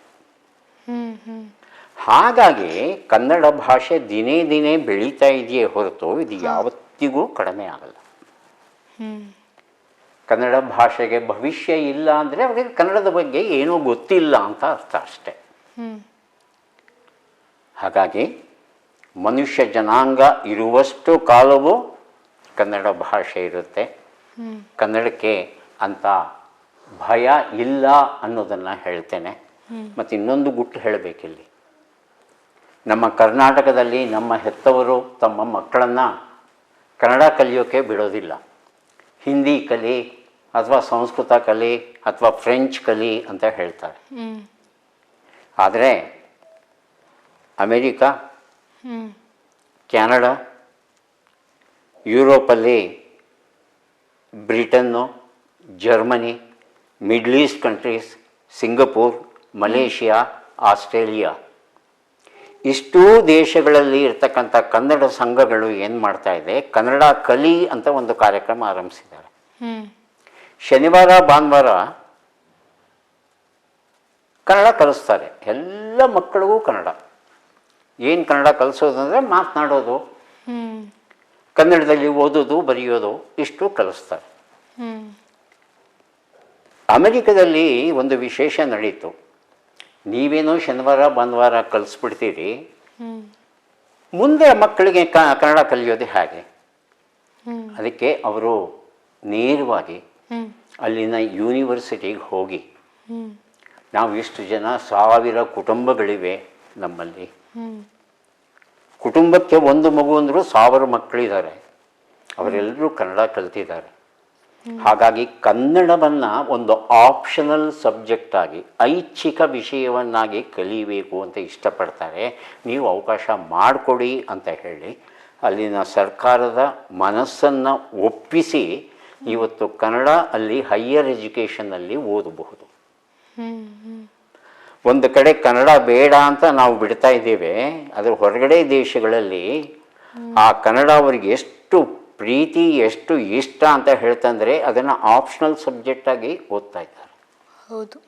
ಹಾಗಾಗಿ ಕನ್ನಡಕ್ಕೆ ಕುತ್ತು ಬರುತ್ತೆ, ನಾಳೆ ಕನ್ನಡ ನಾಶವಾಗುತ್ತೆ, ಇವೆಲ್ಲ ಸುಳ್ಳಪ್ಪ, ಸುಳ್ಳು. ಸರ್, ನೀವು ಒಬ್ಬರು ಉತ್ತಮ ವೈದ್ಯರು, ಕ್ವಿಜ್ ಮಾಸ್ಟರ್, ವಾಗ್ಮಿ. ಇದರಲ್ಲಿ ನಿಜವಾದ ನಾ ಸೋಮೇಶ್ವರ್ ಯಾರು? ಹಾಗೆ ಒಳ್ಳೆಯ ಪ್ರಶ್ನೆ ಕೇಳೋದು ಒಳ್ಳೆಯ ಉತ್ತರ ಕೇಳೋದಕ್ಕಿಂತ ಕಷ್ಟ ಅಂತಾರೆ ಸರ್, ನಿಜನಾ ಸರ್? 2 ಪ್ರಶ್ನೆ ನೀವು ಕೇಳಿರೋದು. ನಾನು ಯಾರು ಅಂತ ಅಲ್ವಾ? ಇನ್ನೂ ಹುಡುಕಾಟದಲ್ಲಿದ್ದೀನಪ್ಪ ನಾನು ಯಾರು ಅಂತ. ಸರಳವಾಗಿ ಹೇಳಬೇಕು ಅಂದರೆ ಮನುಕುಲವನ್ನು ಕಾಡಿದಂಥ ಮೂಲಭೂತ ಪ್ರಶ್ನೆಗಳು ಏನಿದೆ, ನಾನು ಯಾರು, ಎಲ್ಲಿಂದ ಬಂದೆ, ಯಾಕೆ ಬಂದೆ, ನನ್ನ ಬದುಕಿನ ಉದ್ದೇಶವೇನು, ಹುಟ್ಟಿದವರು ಸಾಯಲೇಬೇಕಂತೆ, ಸತ್ತ ಮೇಲೆ ಎಲ್ಲಿಗೆ ಹೋಗ್ತೇವೆ? ಇದನ್ನೆಲ್ಲ ನಿಯಂತ್ರಿಸ್ತಾ ಇರೋರು ಯಾರು? ದೇವರು ಅನ್ನೋನಿದ್ದಾನ? ಇರೋದಾದರೆ ಎಲ್ಲಿದ್ದಾನೆ?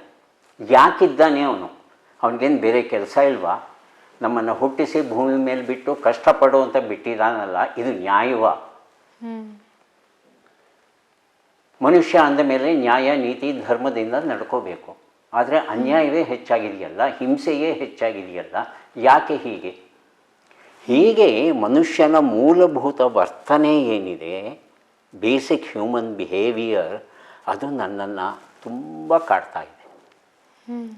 ಹಾಗಾಗಿ ವಿಜ್ಞಾನ ವೈದ್ಯಕೀಯದಲ್ಲಿ ಈ ಮನಸ್ಸಿನ ಬಗ್ಗೆ ಏನೆಲ್ಲ ಹೇಳಿದ್ದಾರೆ ಅದೆಲ್ಲ ಓದ್ಕೋತಾ ಇತ್ತೀಚೆಗೆ ಅಧ್ಯಾತ್ಮವನ್ನು ಓದೋಕ್ಕೆ ಶುರು ಮಾಡಿ ಮನಸ್ಸು ಅಂದರೆ ಏನು ಅನ್ನೋದನ್ನು ತಿಳ್ಕೊಳ್ಳೋಕ್ಕೆ ಪ್ರಯತ್ನ ಪಡ್ತಾ ಇದ್ದೇನೆ.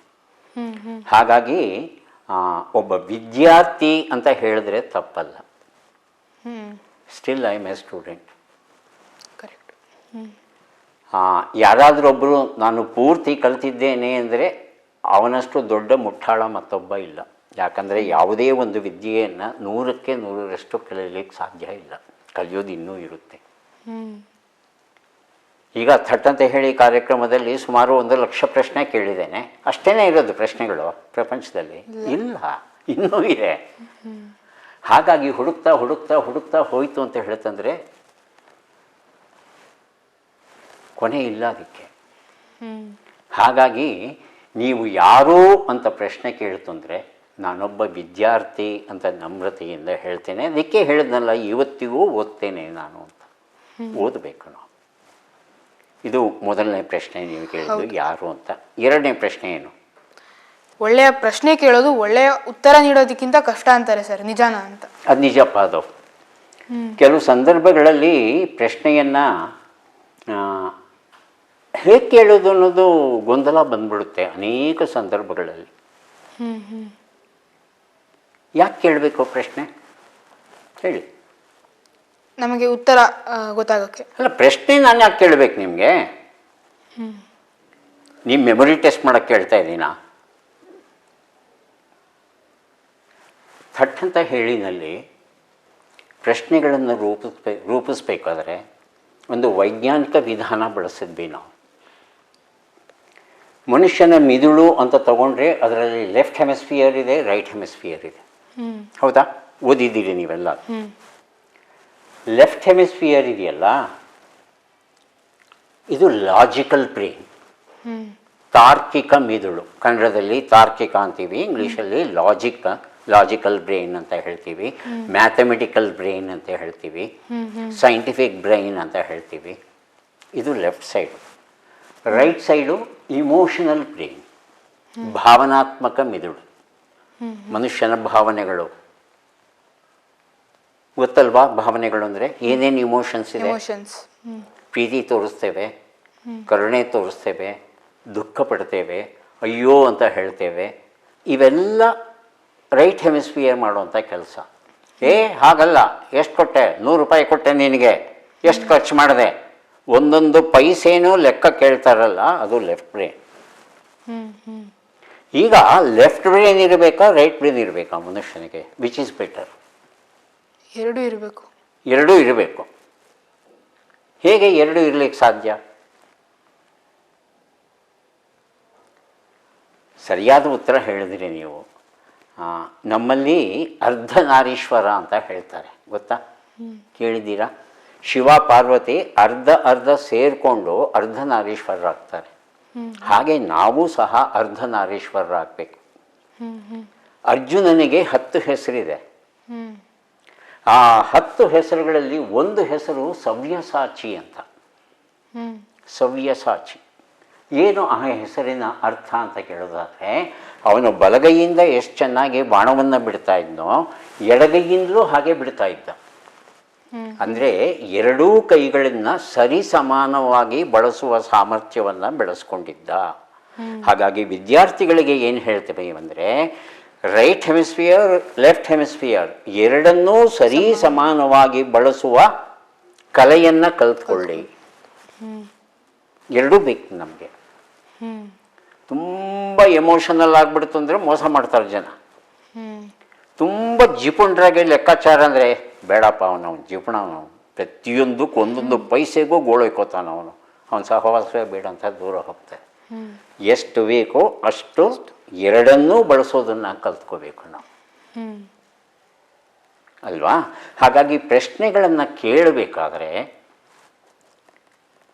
ಕೆಲವು ಪ್ರಶ್ನೆಗಳು ಲೆಫ್ಟ್ ಹೆಮಿಸ್ಫಿಯರಿಗೆ ಕೇಳ್ತೀವಿ, ಅಂದರೆ ನಿಮ್ಮ ಮೆಮೊರಿಯನ್ನು ಪರೀಕ್ಷೆ ಮಾಡುವಂಥದ್ದು. ಕರ್ನಾಟಕದ ರಾಜಧಾನಿ ಯಾವುದು ಅಂತ ಕೇಳಿದರೆ ನೀವು ಬೆಂಗಳೂರು ಅಂದರೆ ಬೆಂಗಳೂರು ಬಿಟ್ಟು ಬೇರೆ ಉತ್ತರ ಬರಲಿಕ್ಕೆ ಸಾಧ್ಯನೇ ಇಲ್ಲ. ಇದು ಒಂದು ರೀತಿ ಲೆಕ್ಕಾಚಾರ ಇದ್ದಾಗೆ. ಇನ್ನೊಂದು ಪ್ರಶ್ನೆ ಕೇಳ್ತೇನೆ. ವಾಲ್ಮೀಕಿ ಮಹರ್ಷಿಗಳು ಆ ಬೇಡನಿಗೆ ಶಾಪ ಕೊಡ್ತಾರೆ, ಕೊಟ್ಟದ್ದು ಸರಿಯಾ? ವಾಲ್ಮೀಕಿ ಮಹರ್ಷಿಗಳು ತಮ್ಮ ಶಿಷ್ಯನ ಜೊತೆ ಬೆಳಿಗ್ಗೆ ಸರಯೂ ನದಿಯ ತೀರದಲ್ಲಿ ಬರುವಾಗ ಎರಡು ಕ್ರೌಂಚ ಪಕ್ಷಿಗಳು ಆಟ ಆಡ್ತಾ ಇರುವಾಗ ಒಬ್ಬ ಬೇಡ ಒಂದು ಬಾಣವನ್ನು ಬಿಟ್ಟು ಗಂಡು ಹಕ್ಕಿಯನ್ನು ಕೊಲ್ತಾನೆ. ಅದು ಕೆಳಗೆ ಬೀಳುತ್ತೆ, ಅಳತಾ ಬಿದ್ದು ಸತ್ತೋಗುತ್ತೆ. ಅದನ್ನು ನೋಡಿ ಹೆಣ್ಣು ಹಕ್ಕಿ ತಾನು ಜೋರಾಗಿ ಕೂಗ್ತಾ ಗಂಡು ಹಕ್ಕಿಯ ಮೇಲೆ ಬಿದ್ದು ತಾನು ಜೀವ ಕಳ್ಕೊಳ್ಳುತ್ತೆ. ಇದನ್ನು ನೋಡಿದಂಥ ಋಷಿಗಳು ಶಾಪ ಕೊಡ್ತಾರೆ ಅವನಿಗೆ. ಕೊಟ್ಟಿದ್ದು ಸರಿಯಾ? ಹಾಂ ಸರ್, ಸರಿ. ಅಲ್ಲ, ಇಲ್ಲಿ ನಾನು ಕೇಳ್ತಾ ಇರೋದು ರೈಟ್ ಬ್ರೈನ್ ಬೇಕಾ ಲೆಫ್ಟ್ ಬ್ರೈನ್ ಬೇಕಾ ನಿಮ್ಗೆ ಇದನ್ನು ಚರ್ಚೆ ಮಾಡಲಿಕ್ಕೆ? ರೈಟ್ ಬ್ರೈನ್ ಬೇಕಿಲ್ಲ. ಇಲ್ಲಿ ನಾನು ನಿಮಗೆ ಯಾವ ಥರ ಪ್ರಶ್ನೆ, ಕರ್ನಾಟಕದ ರಾಜಧಾನಿ ಯಾವುದು ಅಂತ ಕೇಳ್ತಾ ಇಲ್ಲ. ಇಲ್ಲಿ you have to think and give us some reasons. ಆ ಹಕ್ಕಿಗಳೇನು ತಪ್ಪು ಮಾಡಿದ್ವು? ಯಾಕೆ ಬಾಣ ಹೊಡೆದೆ? ಈ ಥರ ಪ್ರಶ್ನೆಗಳೆಲ್ಲ ಬರುತ್ತೆ. ತಕ್ಷಣ ಅಂದರೆ ಬೇಡ ಅಂತ ಹೇಳ್ತಂದ್ರೆ, ಹಂಟರ್ ಅಂತ ಹೇಳ್ತಂದ್ರೆ ಅವನ ಕೆಲಸವೇ ಪ್ರಾಣಿಗಳನ್ನು ಪಕ್ಷಿಗಳನ್ನು ಬೇಟೆಯಾಡಿ ತಿನ್ನೋದು. ಅವನದು ತಪ್ಪ? ಹಾಗಿದ್ಮೇಲೆ ಶಾಪ ಯಾಕೆ ಕೊಟ್ರಿ? ಅವನು ತನ್ನ ಹೊಟ್ಟೆಪಾಡಿಗೆ ಬಾಣ ಬಿಟ್ಟ ಅವನು. ಹೀಗೆ ನಾನಾ ರೀತಿಯ ನಾನಾ ದಿಕ್ಕುಗಳಿಂದ ನಿಮಗೆ ಪ್ರಶ್ನೆಗಳನ್ನು ಹಾಕಿ ನಿಮ್ಮನ್ನು ಯೋಚಿಸುವ ಹಾಗೆ ಮಾಡಿ ಕೊನೆಗೆ ಯಾವುದು ಧರ್ಮ ಯಾವುದು ನ್ಯಾಯ ಅನ್ನೋ ತೀರ್ಮಾನಕ್ಕೆ ಬಂದು ಉತ್ತರವನ್ನು ಕೊಡ್ತೀರಲ್ವಾ, ಆ ರೀತಿ ಕೊಡೋದಕ್ಕೆ ಸಹಾಯ ಮಾಡೋದು ರೈಟ್ ಬ್ರೈನ್. ಹಾಗಾಗಿ ಥಟ್ ಅಂತ ಹೇಳಿನಲ್ಲಿ ಪ್ರಶ್ನೆಗಳನ್ನು ರೂಪಿಸ್ಬೇಕಾದ್ರೆ ಈ ಲೆಫ್ಟ್ ಬ್ರೈನ್ ಕ್ವಶನ್ಸ್ಗಳನ್ನೆಲ್ಲ ರೂಪಿಸೋದು ಭಾಳ ಈಸಿ. ಯಾಕಂದರೆ ಫ್ಯಾಕ್ಟ್ಸ್ ಆ್ಯಂಡ್ ಫಿಗರ್ಸು ಎಲ್ಲ ಕಡೆ ಸಿಗುತ್ತೆ ಅದು. ಆದರೆ ರೈಟ್ ಸೈಡ್ ಬ್ರೈನನ್ನು ಕೆಣಕುವಂಥ ಪ್ರಶ್ನೆಗಳನ್ನು ಕೇಳಬೇಕಾದ್ರೆ ನಾನು ಯೋಚನೆ ಮಾಡಬೇಕು. ಹಾಗಾಗಿ ಆ ರೀತಿಯ ಪ್ರಶ್ನೆಗಳನ್ನು ರೂಪಿಸೋದು ಬಹಳ ಕಷ್ಟ ಆಗುತ್ತೆ. ಅಕ್ಷರಗಳನ್ನು ಜೋಡಿಸಿ ಅಂತ ಒಂದು ಪ್ರಶ್ನೆ ಕೇಳ್ತೇವೆ ನಾವು. 8 ಅಕ್ಷರ ಕೊಡ್ತೇವೆ, ಜೋಡಿಸಿ ಅಂತ. ಈ ರೀತಿಯ ಪ್ರಶ್ನೆಗೆ ಉತ್ತರ ಕೊಡಬೇಕು ಅಂತ ಹೇಳ್ತಂದರೆ ನಿಮಗೆ ಲೆಫ್ಟ್ ಬ್ರೈನು ಕೆಲಸ ಮಾಡಬೇಕು, ರೈಟ್ ಬ್ರೈನು ಕೆಲಸ ಮಾಡಬೇಕು. ಲೆಫ್ಟ್ ಬ್ರೈನ್ ಹೇಗೆ ಕೆಲಸ ಮಾಡುತ್ತೆ? ಅಕ್ಷರಗಳ ಪರ್ಮ್ಯುಟೇಷನ್ ಕಾಂಬಿನೇಷನ್ ಮಾಡುತ್ತೆ. ಅದನ್ನು ಇಲ್ಲಿ ಹಾಕೋದು, ಈ ಅಕ್ಷರ ಅಲ್ಲಿ ಹಾಕೋದು ಹೀಗೆಲ್ಲ. ಈ ರೈಟ್ ಬ್ರೈನ್ ಜೊತೆಲಿ ಏನು ಕೆಲಸ ಮಾಡ್ತಾ ಇದೆಯಾ ಅಂದರೆ ಅದಕ್ಕೆ ಅರ್ಥ ಇದೆಯಾ? ಸೊ ಮೀನಿಂಗ್ ಹುಡುಕ್ತಾ ಇರುತ್ತೆ right hemisphere. Left hemisphere permutation ಕಾಂಬಿನೇಷನಲ್ಲಿ ಇರುತ್ತೆ. ಹೀಗೆ ಎರಡೂ ಭಾಗಗಳಿಗೆ ಕೆಲಸ ಕೊಡುವಂಥ ಪ್ರಶ್ನೆಗಳನ್ನೂ ಮಾಡ್ತೇವೆ ನಾವು. ಹೌದು. ರೈಟ್ ಬ್ರೈನ್ ಅದಕ್ಕೆ ಸಂಬಂಧಪಟ್ಟಂಥ ಪ್ರಶ್ನೆ ಕೇಳ್ತೇವೆ, ಲೆಫ್ಟ್ ಬ್ರೈನ್ ಅದಕ್ಕೂ ಕೇಳ್ತೇವೆ. ಎರಡಕ್ಕೂ ಕೆಲಸ ಕೊಡುವಂಥ ಪ್ರಶ್ನೆಗಳು ಉಂಟು. ಹಾಗಾಗಿ ತಾವು ಹೇಳಿದ ಹಾಗೆ ಉತ್ತರ ಕೊಡೋದಕ್ಕಿಂತ ಪ್ರಶ್ನೆಗಳನ್ನು ರೂಪಿಸೋದು ಕಷ್ಟ ಆಗುತ್ತೆ. ಆಮೇಲೆ ಇನ್ನೂ ಒಂದು ಸಮಸ್ಯೆ ಏನಂದರೆ, ಈ ಪ್ರಶ್ನೆಗಳನ್ನು ರೂಪಿಸುವಾಗ ಎದುರು ಕೂತಂಥ ಜನ ಯಾರಿದ್ದಾರೆ, ಅವರ ಶೈಕ್ಷಣಿಕ ಮಟ್ಟ ಏನು, ಎಷ್ಟು ಮಟ್ಟಿಗೆ ಓದಿದ್ದಾರೆ, ಎಷ್ಟು ಅರ್ಥ ಮಾಡ್ಕೋತಾರೆ, ಏನು ವಯಸ್ಸು, ಇದೆಲ್ಲ ನೋಡ್ಕೊಂಡು ಕೇಳಬೇಕಾಗುತ್ತೆ. ಈಗ ನಿಮಗೆ ಬಂದು ಯಾವುದೋ ಒಂದು ಧರ್ಮ ಸೂಕ್ಷ್ಮವನ್ನು ನಾನು ಪ್ರಶ್ನೆ ಕೇಳ್ತು ಅಂದರೆ ಅದರ ಹಿನ್ನೆಲೆಯೇ ಗೊತ್ತಿರೋಲ್ಲ.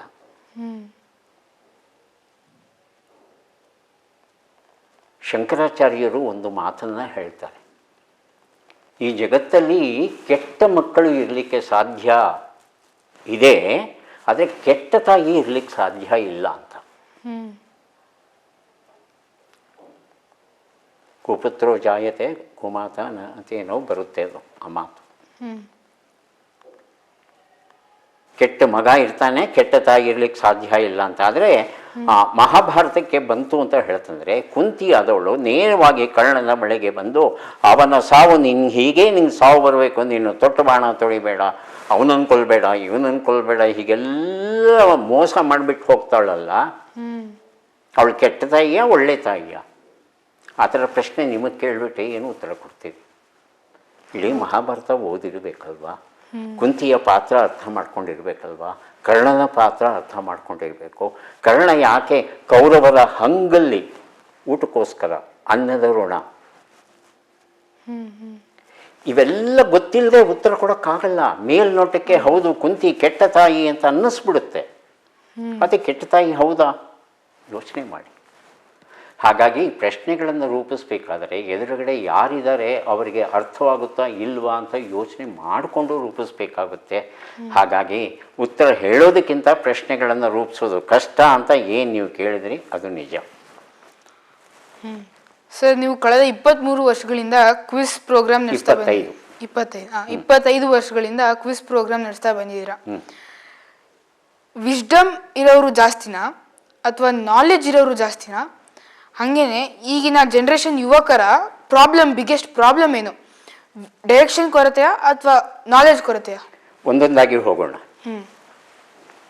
ನಾಲೆಜ್ ಅಂಡ್ ವಿಸ್ಡಮ್ ಅಂತ ಹೇಳಿದ್ರಿ, ಎರಡೂ ಇರೋರು ಕಡಿಮೆ.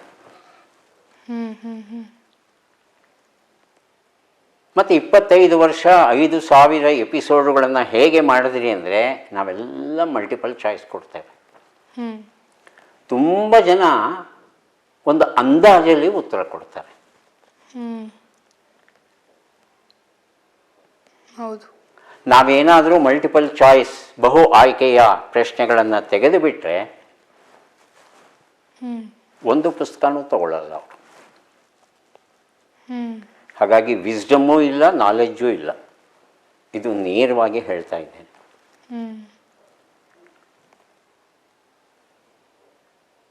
ಗಮನಿಸ್ತಾ ಇರ್ತೇನೆ ನಾನು, ಇವರು ಈ ಮಲ್ಟಿಪಲ್ ಚಾಯ್ಸ್ ಇರ್ತಕ್ಕಂಥ ಪ್ರಶ್ನೆಗಳಿಗೆ ಉತ್ತರ ಕೊಟ್ಟು ಪುಸ್ತಕವನ್ನು ಬಹುಮಾನವಾಗಿ ಪಡೆದಿದ್ದಾರಾ ಅಥವಾ ಲೆಕ್ಕದಲ್ಲಿ ಪಡೆದಿದ್ದಾರಾ? ಲೆಕ್ಕ ಗಮನಿಸಿ ನೋಡಿ. ಲೆಕ್ಕದಲ್ಲಿ ಮಲ್ಟಿಪಲ್ ಚಾಯ್ಸ್ ಅಲ್ಲ, ಅದು ನೇರವಾಗಿ ಉತ್ತರ ಕೊಡಬೇಕು. ನಿಮಗೆ ಮಗ್ಗಿ ಚೆನ್ನಾಗಿ ಗೊತ್ತಿದ್ರೆ, ಕೂಡೋದು ಕಳಿಯೋದು ಭಾಗಿಸೋದು ಉಣಿಸೋದು ಗೊತ್ತಿದ್ರೆ ಉತ್ತರ ಕೊಡ್ತೀರಿ, ಇಲ್ದಿದ್ರಿಲ್ಲ. 10% ಜನನೂ ಉತ್ತರ ಕೊಡಲ್ಲ ಅದಕ್ಕೆ. 90% ಗೊತ್ತಿಲ್ಲ ಅವ್ರಿಗೆ.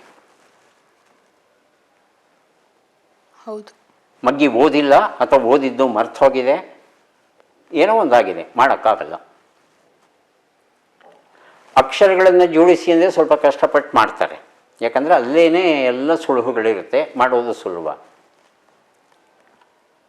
ಇನ್ನು ಪದಬಂಧಕ್ಕೆ ಬಂತು ಅಂದರೆ ಅಲ್ಲೂ ಊಹೆ ಮಾಡಲಿಕ್ಕೆ ಬಹಳ ಅವಕಾಶ ಉಂಟು, ಉತ್ತರ ಕೊಡ್ತಾರೆ.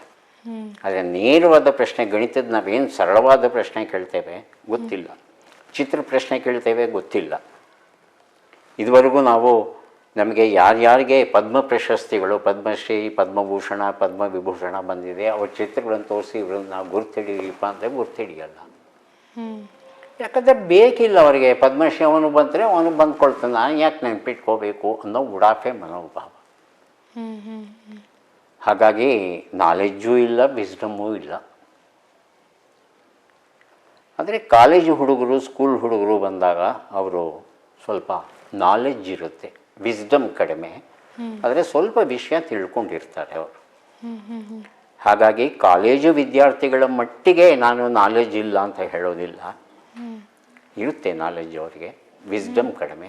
ಆದರೆ ಪಬ್ಲಿಕ್ ಅಂತ ಯಾರು ಬರ್ತಾರೆ, ಸಾರ್ವಜನಿಕರು, ಅವರಲ್ಲಿ ಎರಡೂ ಕಡಿಮೆ.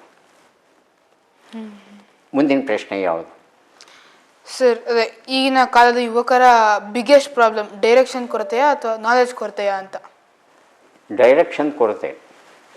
ನಾಲೆಡ್ಜ್ ಕೊರತೆ ಅಂದರೆ ನಾಲೆಡ್ಜನ್ನ ಪಡಿಬೇಕು ನೀನು ಅಂತ ಹೇಳಬೇಕಲ್ಲ, ಯಾರಾದ್ರೊಬ್ಬರು ಹೇಳಲ್ಲ. ಹಾಗಾಗಿ ಅವರು ಕಲಿಯಲ್ಲ. ಇದಕ್ಕೆ ನಾನು ನೇರವಾಗಿ ಬೈಯೋದು ಅಪ್ಪ ಅಮ್ಮಂದ್ರನ್ನ. ಮಕ್ಕಳು ಹೇಗೆ ಕಲಿತಾರೆ ಹೇಳಿ? ನಿಮ್ಮ ಮನೆಯಲ್ಲಿ ಒಂದು 2 ವರ್ಷದ 3 ವರ್ಷದ ಮಗು ಇದೆ, ಅದು ಹೇಗೆ ಕಲಿಯುತ್ತೆ? ಈಗ ನೀವು ಊಟ ಮಾಡಬೇಕು, ಹೋಗಿ ಕೈ ತೊಳಿತೀರಿ, ಕೈ ತೊಳೆಯೋದನ್ನು ನೋಡುತ್ತೆ, ಅಣ್ಣ ನನಗೂ ಕೈ ತೊಳಿಸು ಅಂತ ಹೇಳುತ್ತದೆ. ನೀವು ಕೈ ತೊಳಿದೆ ಹಾಗೆ ತಟ್ಟೆ ಮುಂದೆ ಹೋಗಿ ಕೂತ್ಕೊಳ್ಳಿ, ಅದು ಕೂತ್ಕೊಳ್ಳುತ್ತೆ. ಇಮಿಟೇಷನ್, ಅನುಕರಣೆ. ಮಕ್ಕಳು ಕಲಿಯೋದೆಲ್ಲ ಅನುಕರಣೆ ಮೂಲಕ. ಹಾಗಾಗಿ ನಿಮ್ಮ ಮನೆಯಲ್ಲಿ ಓದುವ ಪರಿಸರ ಇದ್ದರೆ ಮಕ್ಕಳಿಗೂ ಓದುವ ಪರಿಸರ ಬರುತ್ತೆ. ಕೆಲವು ಅಪ್ಪ ಅಮ್ಮಂದರು ತುಂಬ ಒತ್ತಡ ಹಾಕ್ತಾರೆ, ಟೆಕ್ಸ್ಟ್ ಬುಕ್ ಬಿಟ್ಟು ಬೇರೇನೂ ಓದಬೇಡ. ತಪ್ಪದು. ಟೆಕ್ಸ್ಟ್ ಬುಕ್ ಓದಬೇಕು, ಅದ್ರ ಜೊತೆಗೆ ಸಾಮಾನ್ಯ ಜ್ಞಾನವೂ ಬೇಕು. ಅಪ್ಪ ಅಮ್ಮಂದ್ರಿಗೊಂದು ಮಾತು ಹೇಳಬೇಕು, ನಿಮ್ಮ ಮಗ ಅಥವಾ ಮಗಳು ಇಂಜಿನಿಯರಿಂಗ್ ಪೂರ್ಣಗೊಳಿಸಿದ ಮೇಲೆ ಯಾವುದೋ ಒಂದು ಕೆಲಸಕ್ಕೆ, ಸಂದರ್ಶನಕ್ಕೆ, ಇಂಟರ್ವ್ಯೂಗೆ ಹೋಗ್ತಾರೆ. ನಿಮ್ಮ ಮಗಳು ಗೋಲ್ಡ್ ಮೆಡಲಿಸ್ಟು, ಹೌದಮ್ಮ ಗೋಲ್ಡ್ ಮೆಡಲ್ ತೊಗೊಂಡಿದೀಯಾ ಅಂತ ಹೇಳಿ ಅದನ್ನು ತೆಗೆದು ಪಕ್ಕಕ್ಕೆ ಇಟ್ಬಿಡ್ತಾರೆ. ಗೋಲ್ಡ್ ಮೆಡಲ್ ಅನ್ನೋದನ್ನು ಪರಿಗಣಿಸೋಲ್ಲ ಅವರು. ನಾನು ಪ್ರಶ್ನೆ ಕೇಳ್ತೇನೆ, ಆ ಪ್ರಶ್ನೆಗೆ ಉತ್ತರ ನೀನು ಕೊಡು ಅಂತ ಅವ್ರು ಕೇಳೋದು. ಆ ಪ್ರಶ್ನೆ ನೇರವಾಗಿ ಪುಸ್ತಕದ ಪ್ರಶ್ನೆ ಆಗಿರೋಲ್ಲ, ಅವರ ಜ್ಞಾನವನ್ನು, ಸಾಮಾನ್ಯ ಜ್ಞಾನವನ್ನು ಪರೀಕ್ಷೆ ಮಾಡುವಂಥ ವಿಷಯವನ್ನು ಎಷ್ಟು ಚೆನ್ನಾಗಿ ಅರ್ಥ ಮಾಡ್ಕೊಂಡಿದ್ದೀರಿ ಅನ್ನೋದನ್ನು ತಿಳ್ಕೊಳ್ಳೋಕ್ಕೆ ಪ್ರಶ್ನೆ ಕೇಳ್ತಾರೆ. ಸಾಮಾನ್ಯ ಜ್ಞಾನ ಅನ್ನೋದು ನಿಮಗೆ ಇಲ್ಲದೆ ಹೋಯಿತು ಅಂದರೆ ನೀವು ಗೋಲ್ಡ್ ಮೆಡಲಿಸ್ಟ್ ಆದರೂ ಕೆಲಸ ನಿಮಗೆ ಸಿಗೋಲ್ಲ. ಸಾಮಾನ್ಯ ಜ್ಞಾನ ತೀರಾ ಅಗತ್ಯವಾದದ್ದು. ಹಾಗಾಗಿ ವಿದ್ಯಾರ್ಥಿಗಳು ಪಠ್ಯದ ಜೊತೆ ಇತರ ವಿಚಾರಗಳ ಬಗ್ಗೆನೂ ತಿಳ್ಕೋಬೇಕು. ಎಷ್ಟೋ ಕಡೆ ಹೋದಾಗ ಮಕ್ಕಳೇ ಎಷ್ಟು ಜನ ನೀವು ಪ್ರತಿದಿನ ವಾರ್ತಾಪತ್ರಿಕೆ, ನ್ಯೂಸ್ ಪೇಪರ್ ಓದ್ತೀರಿ ಅಂತ ಕೇಳಿದ್ರೆ 1-2 ಕೈ ಮೇಲಕ್ಕೆ ಹೋದರೆ ಹೆಚ್ಚು. ನ್ಯೂಸ್ ಪೇಪರ್ ಓದ್ತಾರ ಮಕ್ಕಳು? ಕನ್ನಡ ಆಗಲಿ ಇಂಗ್ಲೀಷ್ ಆಗಲಿ ಯಾವುದಾದ್ರೂ ಆಗಲಿ, ನ್ಯೂಸ್ ಪೇಪರ್ ಓದೋ ಮಕ್ಕಳು ಕಡಿಮೆ ಇವತ್ತು. ನ್ಯೂಸ್ ಪೇಪರೇ ಓದಲ್ಲ, ನ್ಯೂಸೂ ನೋಡಲ್ಲ ಅಂದರೆ ನಿಮ್ಮ ಸಾಮಾನ್ಯ ಜ್ಞಾನ ಹೇಗೆ ಹೆಚ್ಚುತ್ತೆ? ಹೌದು. ಹಾಗಾಗಿ ಮಕ್ಕಳಿಗೆ ನೀವು ಹೇಳ್ತು ಅಂದರೆ ಆ ವಯಸ್ಸಲ್ಲಿ ಮಾಡ್ತಾರೆ ಅವರು. ಅವರ ಮನಸ್ಸು ಒದ್ದೆ ಗೋಡೆ ಇದ್ದ ಹಾಗೆ. ಕಲ್ಲು ತೆಗೆದು ಹೊಡೆದರೆ ಕಲ್ಲು ಹೋಗಿ ಕಚ್ಕೊಳ್ಳುತ್ತೆ. ಒಂದು ವಜ್ರವನ್ನು ತೆಗೆದು ಹೊಡೆದರೆ ಗೋಡೆಗೆ ವಜ್ರವು ಕಚ್ಕೊಳ್ಳುತ್ತಲ್ಲಿ. ಒಳ್ಳೆ ಅಭ್ಯಾಸ ಕಲಿಸಿ ಮಕ್ಕಳಿಗೆ, ಕಲಿತಾರೆ. ಮೊದಲು ನೀವು ಕಲಿತು ನೀವು ಮಾಡಿ ತೋರಿಸ್ಬೇಕು ಮಕ್ಕಳಿಗೆ, ಬಾಯಿಂದ ಹೇಳೋದಲ್ಲ, ಮಾಡಿ ತೋರಿಸ್ಬೇಕು ಯಾವತ್ತು. ಆಗ ಮಕ್ಕಳು ಅನುಸರಿಸ್ತಾರೆ. ಹಾಗಾಗಿ ನಾನು ವಿದ್ಯಾರ್ಥಿಗಳನ್ನು ಬೈಯೋದಿಲ್ಲ, ಟೀಕೆ ಮಾಡಲ್ಲ. ಏನಿದ್ರು ಹೆತ್ತವರು, ಅವರು ಮಾಡೋದೇ, ಅವರು ಮಾಡ್ತಾ ಇರೋದೇ ತಪ್ಪು ಕೆಲಸ. ಸರ್, ಈಗ ಸೋಷಲ್ ಮೀಡಿಯಾ ಅನ್ನೋದು ಮಕ್ಕಳ ಜೀವನನ ಅಂದರೆ ಎಮೋಷನ್ಸ್ ಮತ್ತು ರಿಲೇಷನ್ಶಿಪ್ನ ಹೆಂಗೆ ಎಫೆಕ್ಟ್ ಮಾಡುತ್ತೆ ಸರ್? ಸೋಷಿಯಲ್ ಮೀಡಿಯಾ, ಹಿಂದೆ ಒಂದು ಚಾಕು ಉದಾಹರಣೆ ಕೊಟ್ಟಿದ್ದೆ. ಹಣ್ಣನ್ನು ಕೊಯ್ಬೋದು, ಒಬ್ರನ್ನ ಕೊಲೆನೂ ಮಾಡಬಹುದು ಅಂತ. ಹೌದು. ಹಾಗೆ ಸೋಷಿಯಲ್ ಮೀಡಿಯಾನೂ ಸಹ. ಸೋಷಿಯಲ್ ಮೀಡಿಯಾ ನಮಗಾಗಿ ಇರಬೇಕೇ ಹೊರತು ನಾವು ಸೋಷಿಯಲ್ ಮೀಡಿಯಾ ಅದಕ್ಕಾಗಿ ಇಲ್ಲ. ನಾವು ಸೋಷಿಯಲ್ ಮೀಡಿಯಾ ನಮ್ಮ ಆಳಾಗಿ ಇರಬೇಕೇ ಹೊರತು ನಾವು ಅದರ ಆಳಾಗಬಾರ್ದು. ಅತಿ ಸರ್ವತ್ರಂ ವರ್ಜಯೇತ್ ಅಂತ ದೊಡ್ಡವರು ಹೇಳಿದ್ದಾರೆ.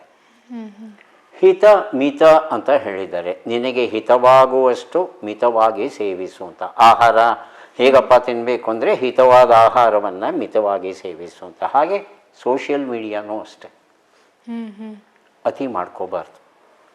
ದಿಲ್ಲಿಯ ಗಜಿಯಾಬಾದಲ್ಲಿ 3 ಹೆಣ್ಣುಮಕ್ಕಳು ಈ ಸೋಷಿಯಲ್ ಮೀಡಿಯಾ ಯಾವುದೋ ಕೊರಿಯನ್ ಗೇಮ್ಸ್ಗೆ ಆ ಚಟಕ್ಕೆ ತುತ್ತಾಗಿ 9ನೇ ಮಹಡಿಯಿಂದ ಬಿದ್ದು ಆತ್ಮಹತ್ಯೆ ಮಾಡಿಕೊಂಡ್ರು. ಯಾಕೆ?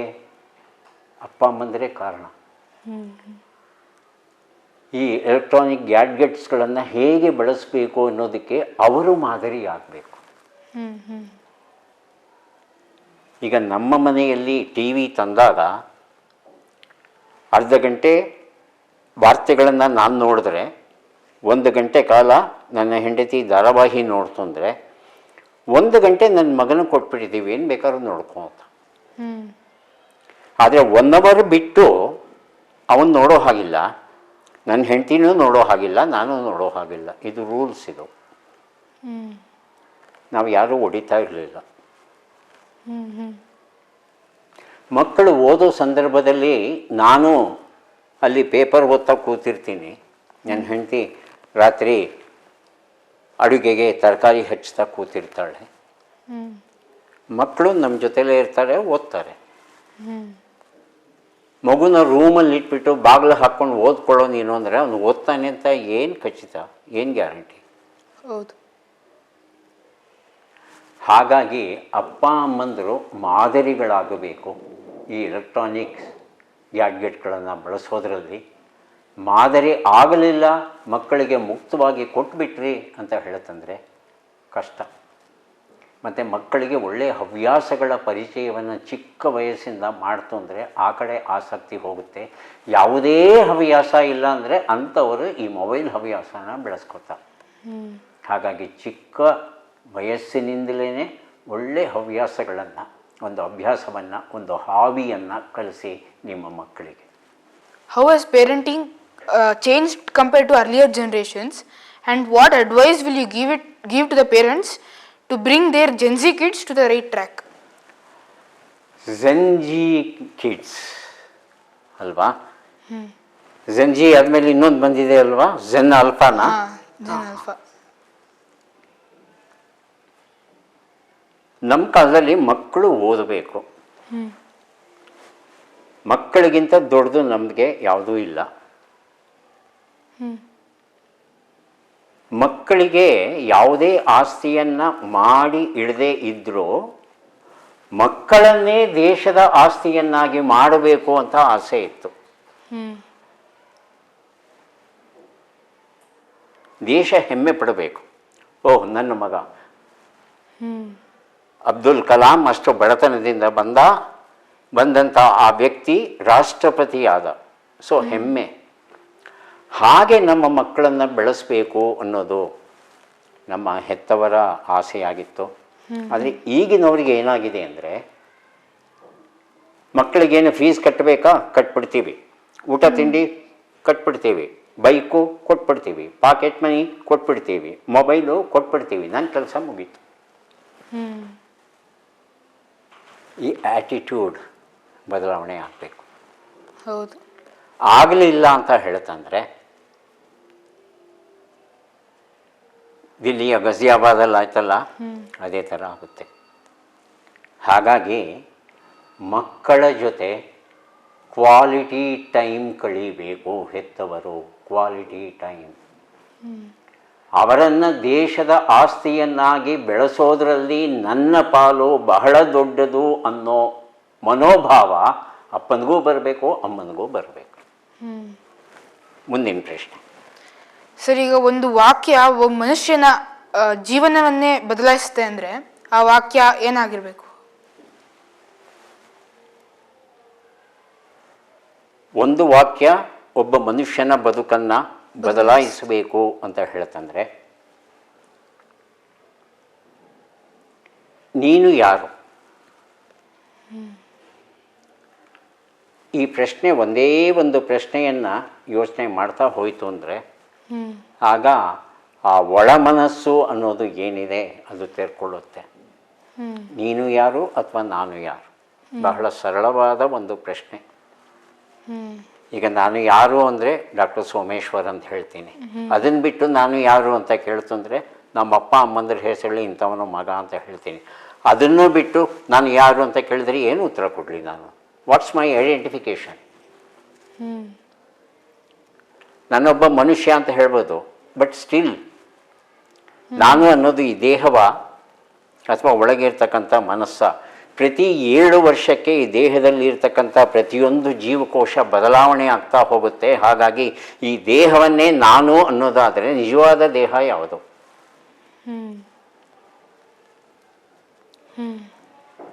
ಹೀಗೆ ನಾನು ಯಾರು ಅಂತಕ್ಕಂಥ ಒಂದು ಸರಳವಾದ ಪ್ರಶ್ನೆ ಏನಿದೆ ಅದು ನಮ್ಮನ್ನು ಅತ್ಯಂತ ಆಳವಾಗಿ ಪ್ರಭಾವವನ್ನು ಬೀರಿ ನಮ್ಮನ್ನು ನಾವು ಅರ್ಥ ಮಾಡಿಕೊಳ್ಳಿಕ್ಕೆ ತುಂಬ ಸಹಾಯ ಮಾಡುತ್ತೆ. ಪ್ರಶ್ನೆ ಬಹಳ ದೊಡ್ಡದು ಅಂತ ಅನ್ನಿಸ್ಬಹುದು, ಆದರೆ ಮಕ್ಕಳು ನಿಧಾನಕ್ಕೆ ಆಲೋಚನೆ ಮಾಡ್ತಂದರೆ ಅವರ ಮನಸ್ಸು ವಿಕಾಸವಾಗುತ್ತೆ, ಪರಿಪಕ್ವ ಆಗುತ್ತೆ. ಅದು ಬಹಳ ಮುಖ್ಯ. What one sentence, like what one advice will you give our education system to improve? ಕಲಿ ಮತ್ತು ಕಲಿಸು ಬಿಟ್ಟು ಬೇರೆ ಏನಿಲ್ಲ.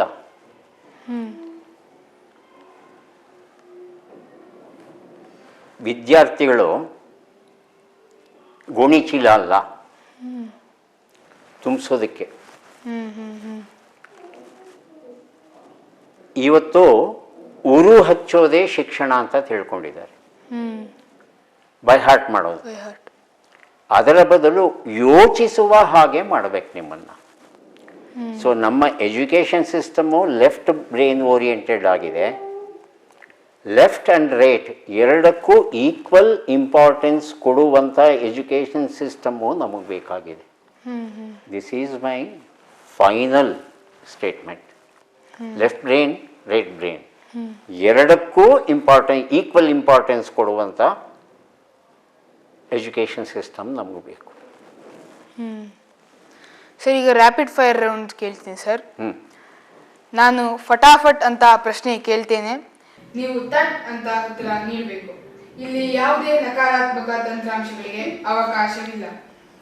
ಸರ್, ಇದು ಕೇವಲ ತಮಾಷೆಗಾಗಿ, ತಪ್ಪಿದ್ರೆ ದಯಮಾಡಿ ಕ್ಷಮಿಸಿ.